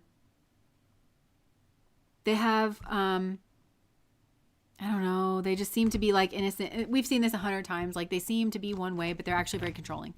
And they're actually like very angry. And so this is not the kind of person that you should just be like telling the truth to. You need to be on defense. Like you need to gray rock. Like you need, and so I think this person's kind of thinking, oh, I need to tell them the truth and take responsibility. And it's just going to piss this person off. And then like your person basically like has a target on their back as far as they're concerned. And there seems to be like they have friends around or something here. It's just like going to make them feel mad and like incensed. But this person's, I think, thinking about saying like, look, there's somebody from this my pastor, if they know about you, like I love this person and this was a mistake, because they feel controlled by this person anyways. This is like not a nice person. But I don't think that's what Spirit's asking them to do. I mean, they're in a very anxious situation. They feel like their hands are tied. They don't know what to do. They don't know if things are truly over with you. They know that something bad like really happened here. I don't know. This person like needs a backbone. They need a backbone, and they need some kind of smarts, you know, because it's like not bad to be smart when you need to defend yourself, you know, and kind of cunning when you need to defend yourself. Like they shouldn't save that energy for you. This should be dealt. They're around people that they should have that in. I don't know. What's the truth about this person?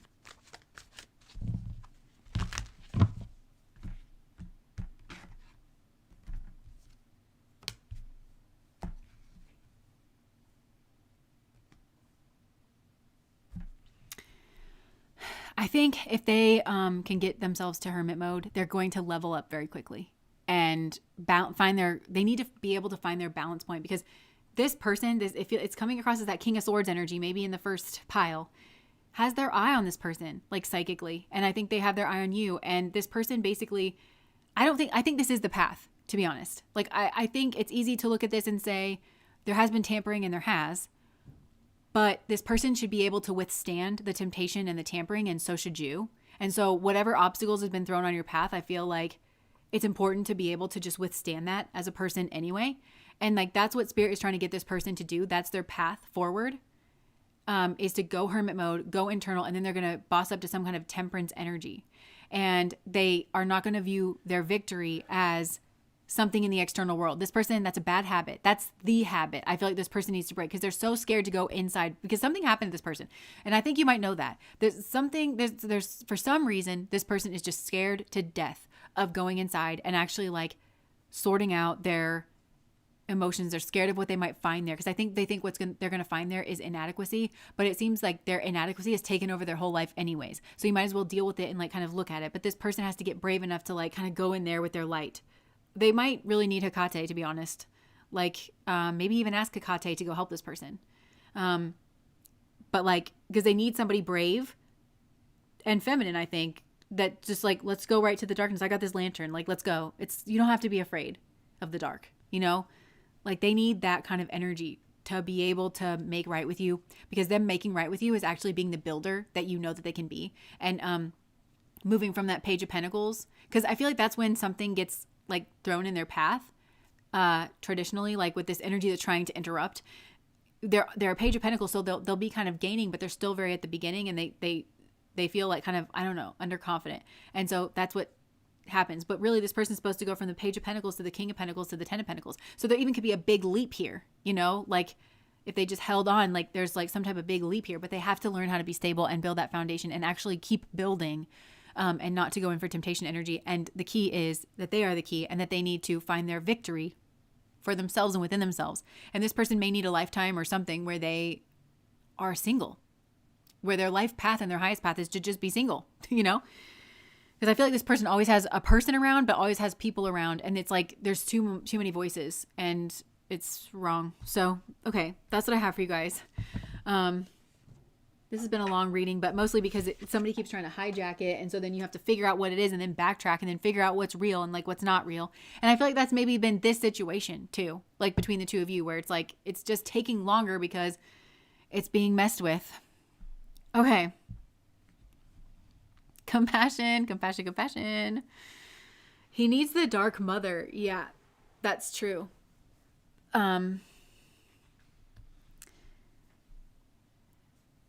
Okay, so compassion, compassion, compassion, compassion.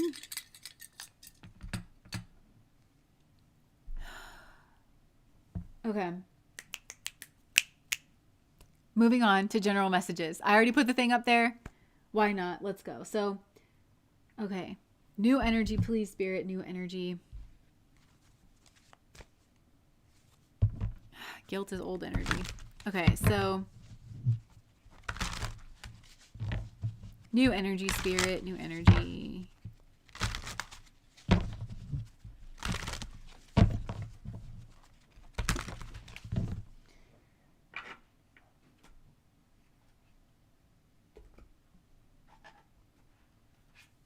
Okay. Spirit, what messages do you have? Whoa. Queen of Pentacles. I feel like that's you.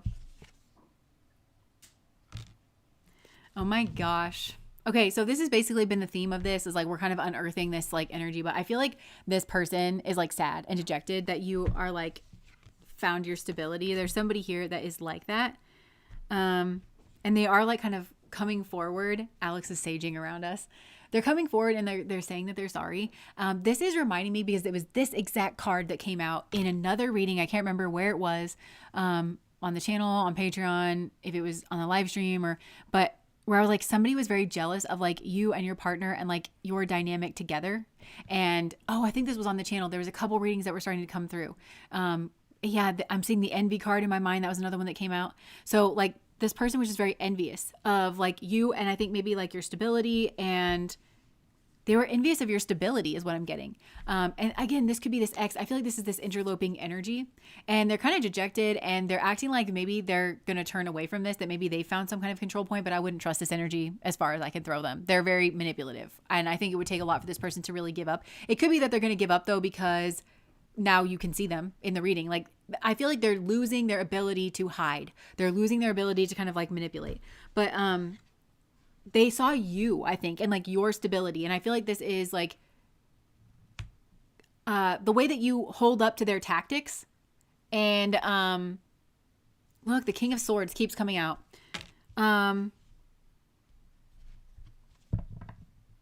This could be a Gemini. This could be male Gemini, like beginning part of Gemini, or they had that in their chart.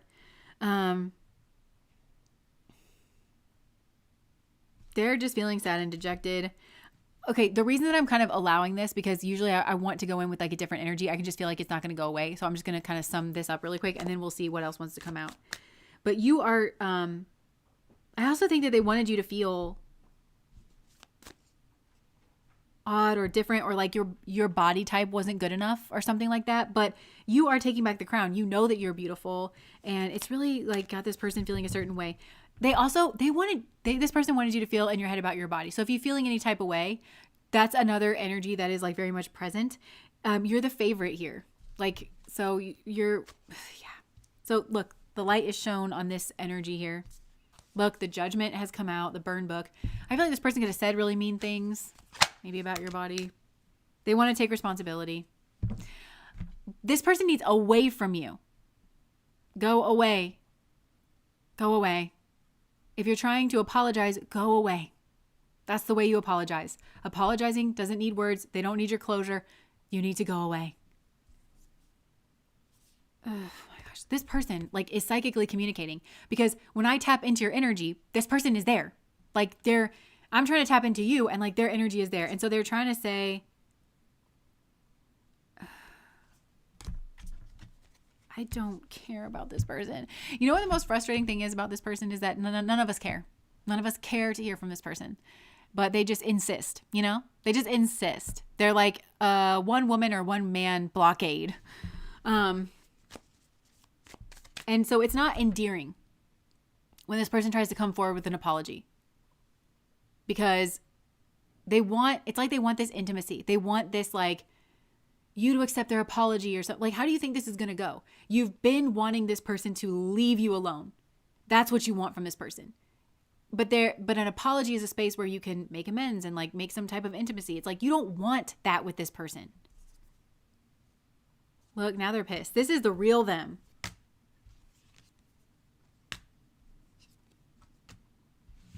Okay, I am done hearing from this person. They just keep repeating the same shit, and I don't care. Okay, so Spirit, please, new energy, please, please, please, please. Okay, so, and just talk to us about us. Like, talk to us about this group of people here. Don't talk about any of these other people. Okay, Spirit. Okay, this tower moment will set you free. I feel like for some of you, there's been a tower moment here. And again, a relationship could have been crushed, but you are like set free and you're receiving some type of wish fulfillment, even if it might not see it. Okay, also there's a Venus-Mars energy, which I'm getting as like competitive third-party situation. Somehow this is setting you free from a karmic cycle. It is clearing karmas here in some way, shape, or form. And now I can feel that sage energy that Alex just like put all around, and it feels like actually very freeing and like very fresh. Look, the Hierophant energy. So like actually being able to hear your intuition, because I feel like this person was trying to co-opt your intuition. There was like mind control. They were really trying to kind of like control your mind. And I feel like you have like really learned to be the Queen of Swords. And for some of you, you've learned a lot about this Queen of Swords energy in a way that like you never thought that you would. Like, I think you were thinking about Queen of Swords energy one way, but it's like, I'm hearing like having dominion over your own mind or something. Like, she has really set you free. And it could be there's an external Queen of Swords. And maybe, or like you've seen Queen of Swords energy just externally in your environment. Because I feel like maybe for a lot of you, you were judging this energy either in yourself or in the world around you. Like whenever you would see this kind of Queen of Swords energy, you would be like, well, why can't that person be nicer? But this person has not any Queen of Swords, but like this situation that you've been in has really uncovered why we have a need for the Queen of Swords in our Empress kind of stack. And I don't think you'll ever judge it again in yourself or in other people. Or like whenever you start to judge that energy, you're going to catch it and you're going to say, she kept me safe. Because this was hard to kind of become aware of, to kind of grab this snake by its head, you know, and to say like, oh my God, like, is this what's going on here? Like, is this why I feel this way all the time? Like, this was hard to kind of become aware of. There's an astuteness, but there's also, again, being in the dominion of your own mind, trying to understand what influences are trying to like be in your own mind here. And this has really helped you with your like own independence here in some way. And there is a spirit guide. Okay, so it's like there, just so you know, there's like positive forces that are working similar to like, I want to say this man who was kind of like maneuvering around, because I'm getting like this spirit guide here who like has this plan of somehow you, and then I feel like maybe even your soulmate, like binding your soulmate, making them go more independent, and they have to like, look, here's that Knight of Pentacles. Because remember I said we went from Page to the King. Here's that Knight of Pentacles. So I feel like away from you, this person is like kind of working on their Knight of Pentacles, which makes sense because for me, the Knight of Pentacles is a very independent energy. So I feel like, yeah, and they've had to restrict their horse energy. They're like, the horse yonis are very sexual and they're just very free and they just kind of go all around with that sexual energy. So, and there's something very unique about them as well. And so I feel like this person's having to kind of contain that. So for you, I feel like it was having dominion over your own mind, knowing how to make up your own mind and really insisting that you get to make up your own mind. And choose who you want to be with, you know? But for this person, I feel like they have a uniqueness. Not that you don't, but like, I feel like this person has some type of uniqueness and maybe sexuality or something. This person, they need for that to be under their control and not in this fool energy where it's like willy-nilly. They need to make it work for them. They need to kind of put it to work in some way where they actually build and they actually get some kind of like fruit from their crop. And that's what they're learning how to do. And like balancing out some type of energy. And I feel like you're kind of the light in this situation where it's like you like to do everything above board. Like you are like, why don't you just say the truth? We should all just kind of say the truth. But this other person that you've been up against is the moon. Like they're always hidden. They always like navigate based on illusions. So it's like you and this person are opposites. And I'm seeing the Two of Pentacles, like this kind of juggling energy here. So Yeah, and you might have felt like nothing could grow because the Two of Pentacles is like the Jupiter and Capricorn energy, where that Jupiter energy is wanting to grow. And again, this is harkening back to pile number one. So it's like you were trying to grow, but then there was this kind of like restriction on you. And it was for this King of Swords energy, I think, and his like weird schmegdual obsession with you and his dominion and trying to keep you small and bound in some kind of way. But so you were kind of like juggling between the two, because I think, you know, your brightness and authenticity and honesty and forthrightness is there. Like, you know who you are, and that it's like you had to, yeah, it's like that sun energy is like, I know who I am. And this moon energy would kind of throw confusion on it. So you had to kind of like juggle back and forth. And this has been like quite a process, but you found your control point is what I want to say. And you're walking away from this devil, because I think there was maybe a lot of love for this devil in the past. I think you actually know who this person is. I feel like, I don't know, you got to take this how it resonates, because I don't know how bound up you were on the 3D with this person, because this person I can see was trying to keep you small and bound. And then they were trying to get you into some type of bind, like commitment, marriage, contract, having their baby. They were trying to get their hooks in you. So I don't know how much this person's hooks are in you, but if their hooks were in you, I feel like this was kind of like a Stockholm syndrome kind of thing, where like you saw this person's humanity, even though like they were trying to like control you in some type of way. So even if there's a lot of love here, and again, there's something here where this person tries to surround you and your soulmate with people that reflect what they want to be reflected. Something here about, like for you, I think it's something about your body, even though you're the favorite, like you have this person's ideal body type is kind of what I'm getting, regardless of what you look like. And they're very attracted to you.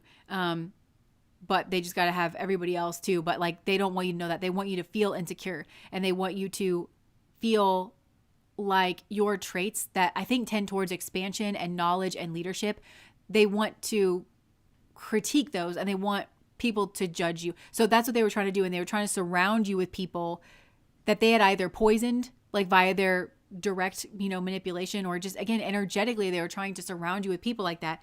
And with your person, I think it was trying to utilize some kind of like schmegdual energy, or like some kind of uniqueness against them, and that kind of fool energy of I flit here and there and everywhere, and it's like that's easy enough to like debase you kind of a thing. Like, so everybody here, like Spirit has been trying to get through to you, because I feel like you've been feeling very anxious in this situation, but this is leading to some type of wish fulfillment. And it is leading to some kind of freedom. So tell us about this wish fulfillment, and tell us about this freedom, Spirit. Look, Tower energy.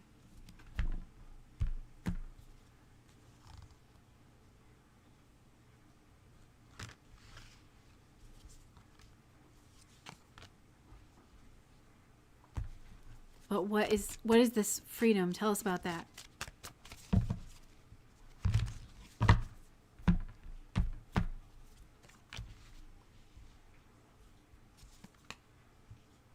Okay, so I mean, it's just saying that like you are healing your heart. You are fighting like for the light. You there is an element to this where you kind of have to fight this energy off, like out of your space. So you are doing that, and you're learning. You're learning a lot, and Spirit is helping you like learn certain things where like you can't be sucked back into this person's net or anything like that, to where you are the healthy King of Swords, and are seeing this from a higher perspective, and even seeing this person because in the past, I think that you were this Queen of Cups, but see how she's in this like passive mode, like, oh, I just want to take my hands off of it. Because I think that that's what you were thinking. You were like, hey, Sarah, I want whatever like the divine has for me. Oh, okay. So you're learning something here about fate. Because I think for some of you, and I think this is your soulmate too, where it's like both of you might have been very passive. Like, well, I don't want to affect the situation. Meanwhile, you're dealing with a person who's like, I'm going to affect the fuck out of the situation so that I get what I want. And so there's something here where you're learning about fate. Like you have to kind of take destiny into your own hands. And because, yeah, if you lived in a world that was all sunshine and rainbows and everybody was just trying to be their best self and everything, you could allow life to kind of like flow around you. But as it so happens, there's this kind of person that you had this interlude with that hides and tries to maneuver behind the scenes. And so to make you think something is fate or destiny. And so you're in this energy where you're like, I just want to surrender. I don't want to, like, I think there's something here about the romance or the magic of it. Like, if it's meant for me, it'll be for me. And that's a very beautiful thought. And that's true. But you've got a person who's trying to put their finger on the scale. They're trying to control your mind. They're trying to put like certain people around you. So if you just kind of go with the flow, I feel like it's going to end up in hell. Like, this person, it's going to end up in some kind of you having low self-esteem, you being just tormented. It feels like psychologically warped and tormented. And so there's an element here of you having to fight and see clearly and go after what you want and make things happen and like cut through like the white noise to get this lover situation. And kind of take responsibility, but only where you're supposed to take responsibility, and like kind of come down maybe off of like a high horse. Like maybe that's you and you're like where you're like, well, I did everything right, because there's something about this thing's meddling, whatever it is, this energy, this like this presence or this that's coming up through this person, I think, that tries to, it makes both of you think that you have the high ground, or it makes both of you think that you're like defensive here in some way, and you genuinely are. But it's like you've got to come down off of that high ground because something here meddled like in the situation. So it's not that you didn't have the high ground, because I do think from your perspective, it's like you did have the high ground and you were right to defend yourself. And then, but also it might be true from like this other person's perspective. I don't know. But you've just really been like, look, dominated by this moon energy and like using your emotions to kind of do that and to obscure this like happiness so that they could then offer you like their cup or something here. And that's been the functioning dysfunction. It's also why you've been really sad and like very anxious, but Spirit is defending you. What else do you want to say about this cycle, Spirit? Because I feel like the cycle's coming to an end. It's not that you don't have anything to do. It's not that Spirit's just going to come in and do it. But you're learning how to kind of fight this energy off and to like listen to your intuition. They've been trying to get through to you. Like, Spirit wants you to know that you've not been alone. Because I think some of you, like, you felt like led astray by your intuition or something here like that, or like confused. And it's like, well, we've been trying to get through. But again, this person's trying to confuse your intuition. That's literally what they're trying to do. They're trying to put like energetically in this space and have you blame yourself and this person, and have you blame every single person except for them. There is a tower moment. What's this tower moment that's coming in? Oh, okay, good. This is the juicy stuff we wanted. The tower moment is coming in for the Seven of Swords. This sneaky person. There's a tower moment coming in for them. What is the tower? I mean, interesting. So this could be, it's like they're thinking,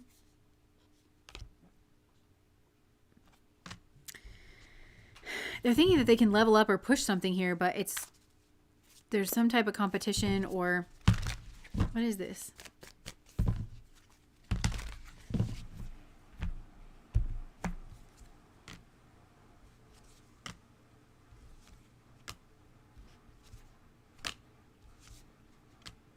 Oh, you're going to succeed anyway. That's like part of the tower. Because they keep thinking about like, oh, I feel like this person's in a dream world about you. They're like, oh, and then when we're in a relationship, like we're going to do this or that. But I think their tower moment is that you are moving away from them and you are determined and you are just going to keep steadily moving away from them. And there does seem to be different like times in this where you are, there's like different things that you're kind of accomplishing. Your energy shifts kind of through this as you're moving away, but you just keep kind of maneuvering. And every kind of transformation that they see you make, they think, oh, maybe this is it. And they're going to kind of come back. But really, you're just going to keep getting away from them. And then I think that you're going to build something stable.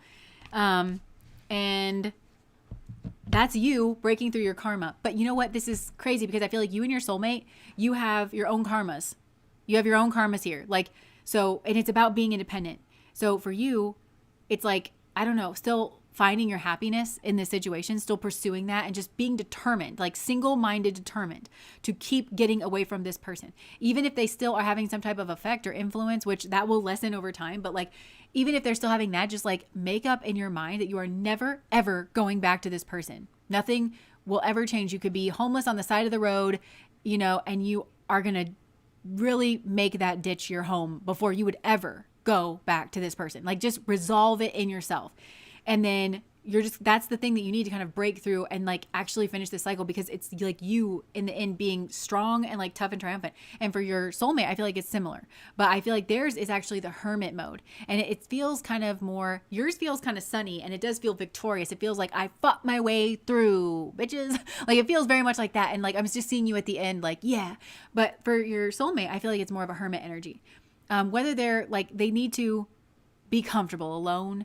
They need to, I think, grow old kind of naturally, stop focusing so much on externals, maybe even grow their like wild man hair and like just a full beard, and you don't know what's hair and what's beard. And like, you know, like they have to stop worrying about what other people think. They have to go within. They might need to be really sad. And I think that melancholy will kind of just give way to like one day they'll just kind of realize that they're not attached to anything, and that they are comfortable in their own presence. It'll be just this calm, and it's a calm victory.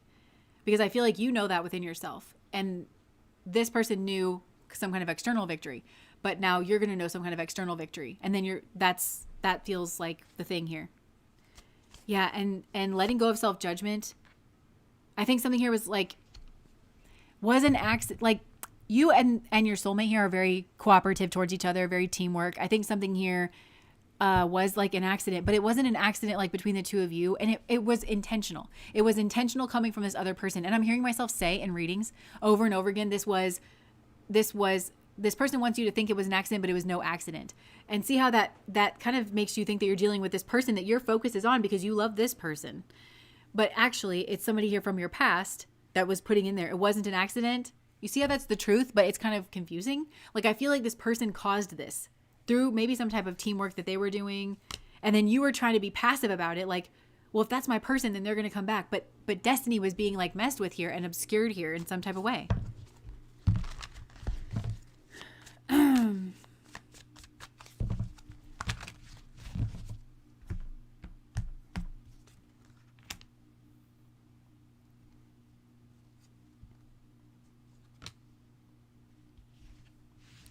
Yeah. I just want to know what's going to happen to this person, like karmically. They're kind of like not like, what's going to happen to this person? I feel like to whatever extent this person has emotions, I think you are going to get married. Like if you're not married, I think that you're going to get married. I don't know if it's with this soulmate from the past, because it seems like maybe this is like a twin flame thing or like a high soulmate. You and this soulmate have to go your separate ways and like find your own kind of thing. But I think that there's still like a happy marriage, whether it's to that person. I'm kind of getting for some of you, there's a lot for that person to kind of turn around. But I feel like there's a happy marriage here. And I feel like that person is going to feel like heartbroken. Yeah, they're just going to be watching you. It's like a weird purgatory kind of thing where they're stuck in their own loop and you're not there with them. Like, so they just kind of, they waste a lot of time is what I'm getting. And they get really in their head.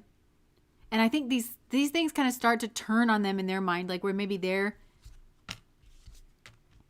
keep wondering about this new beginning. Like, when is it going to come? When's it going to come? But you keep on being defensive, and somehow that's turning the energy. And they're seeing you be happy, and then this person starts to feel more and more left out in the cold and more lacking.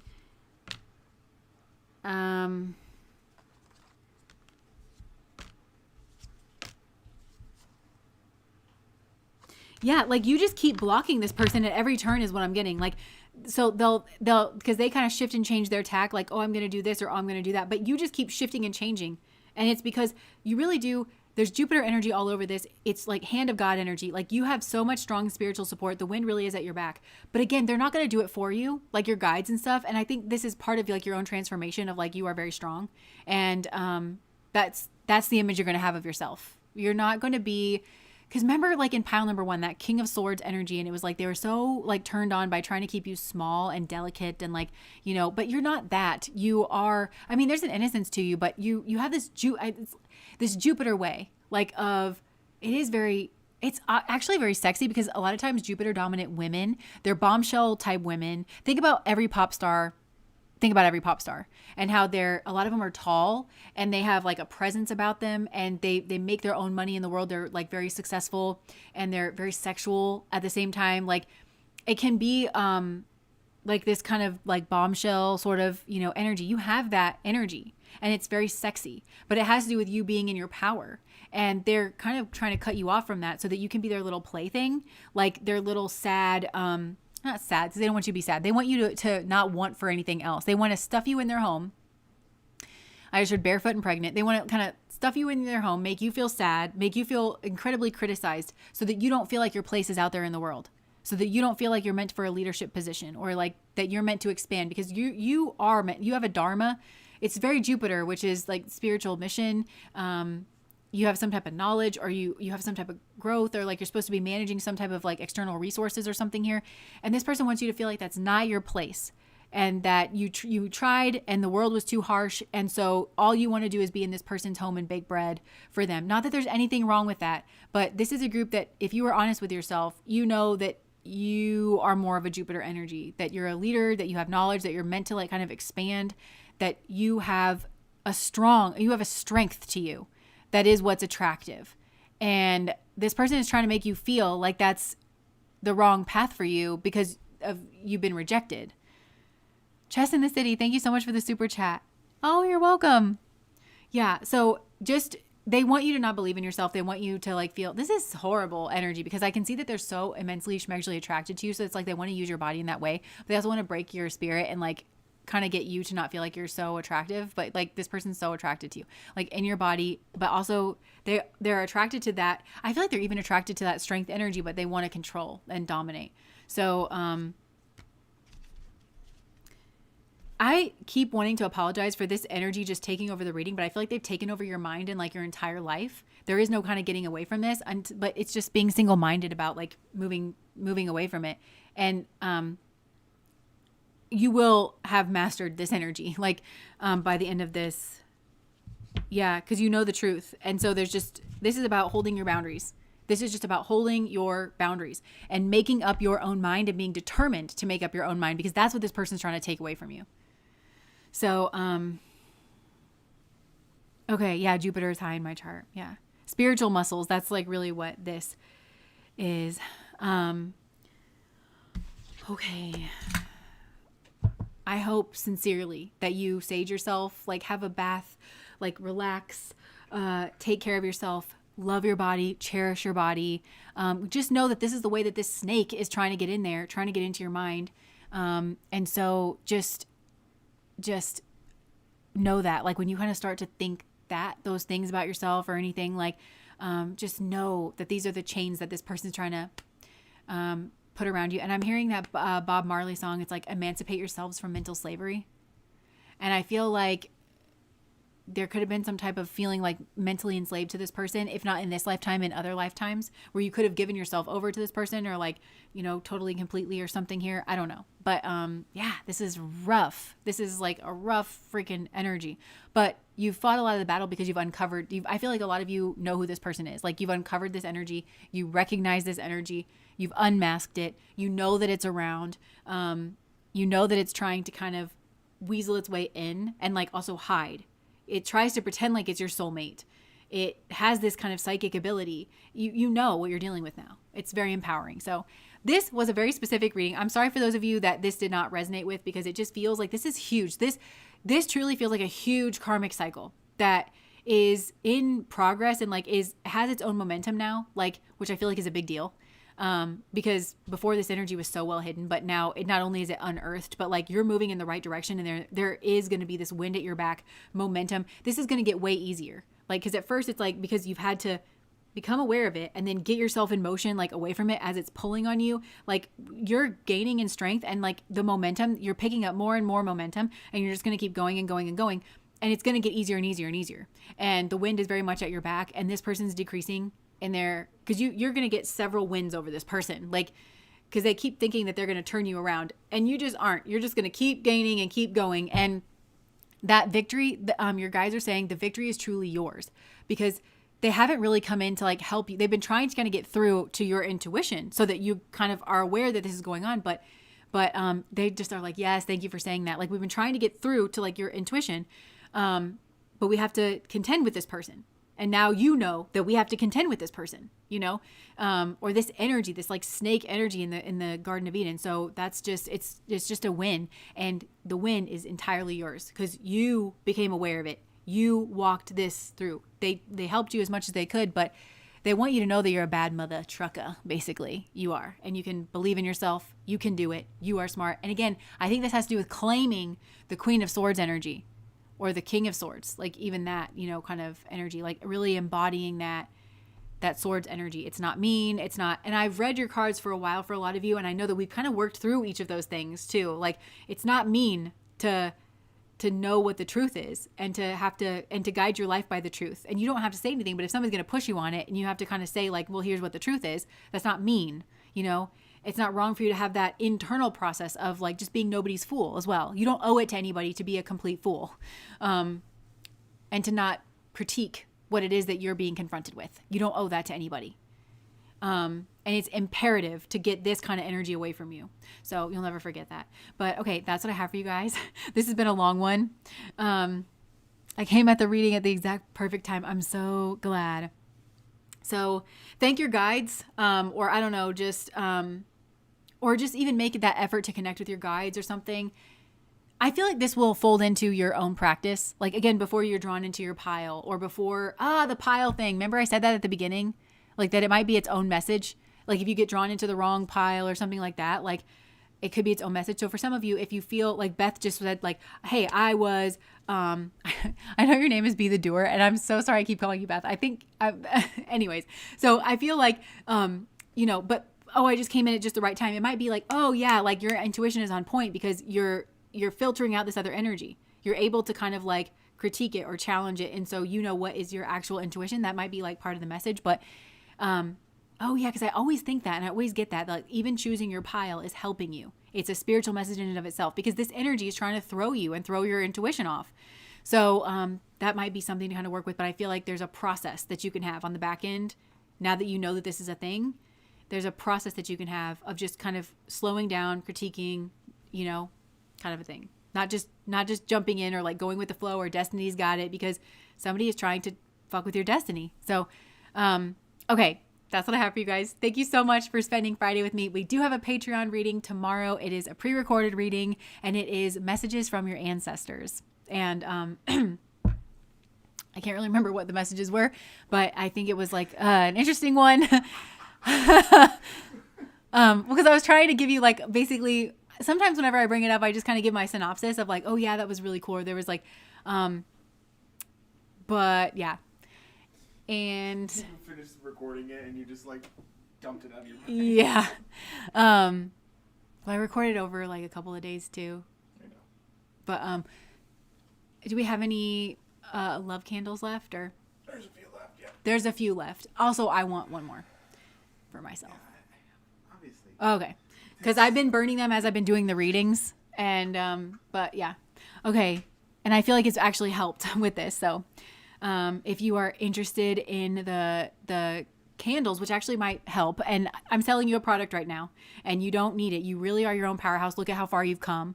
And also I do spells anyways that you can kind of like, tap into, but those love candles, I actually really like them. They're super powerful as a tarot reader. Even if you, like if you're a diviner and like you look into like love stuff, this is like even helpful, for that. Like, I think I'm going to keep having these around like kind of all year.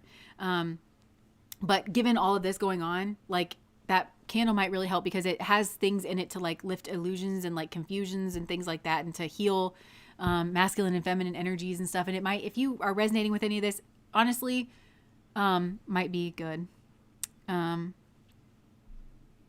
Yeah. Yes, I always choose the right piles with you, Jess. You're my gal. Yay! Okay, so, all right, that's what I have for you guys. Thank you guys for hanging out with me, and I'll see you whenever I see you. Bye.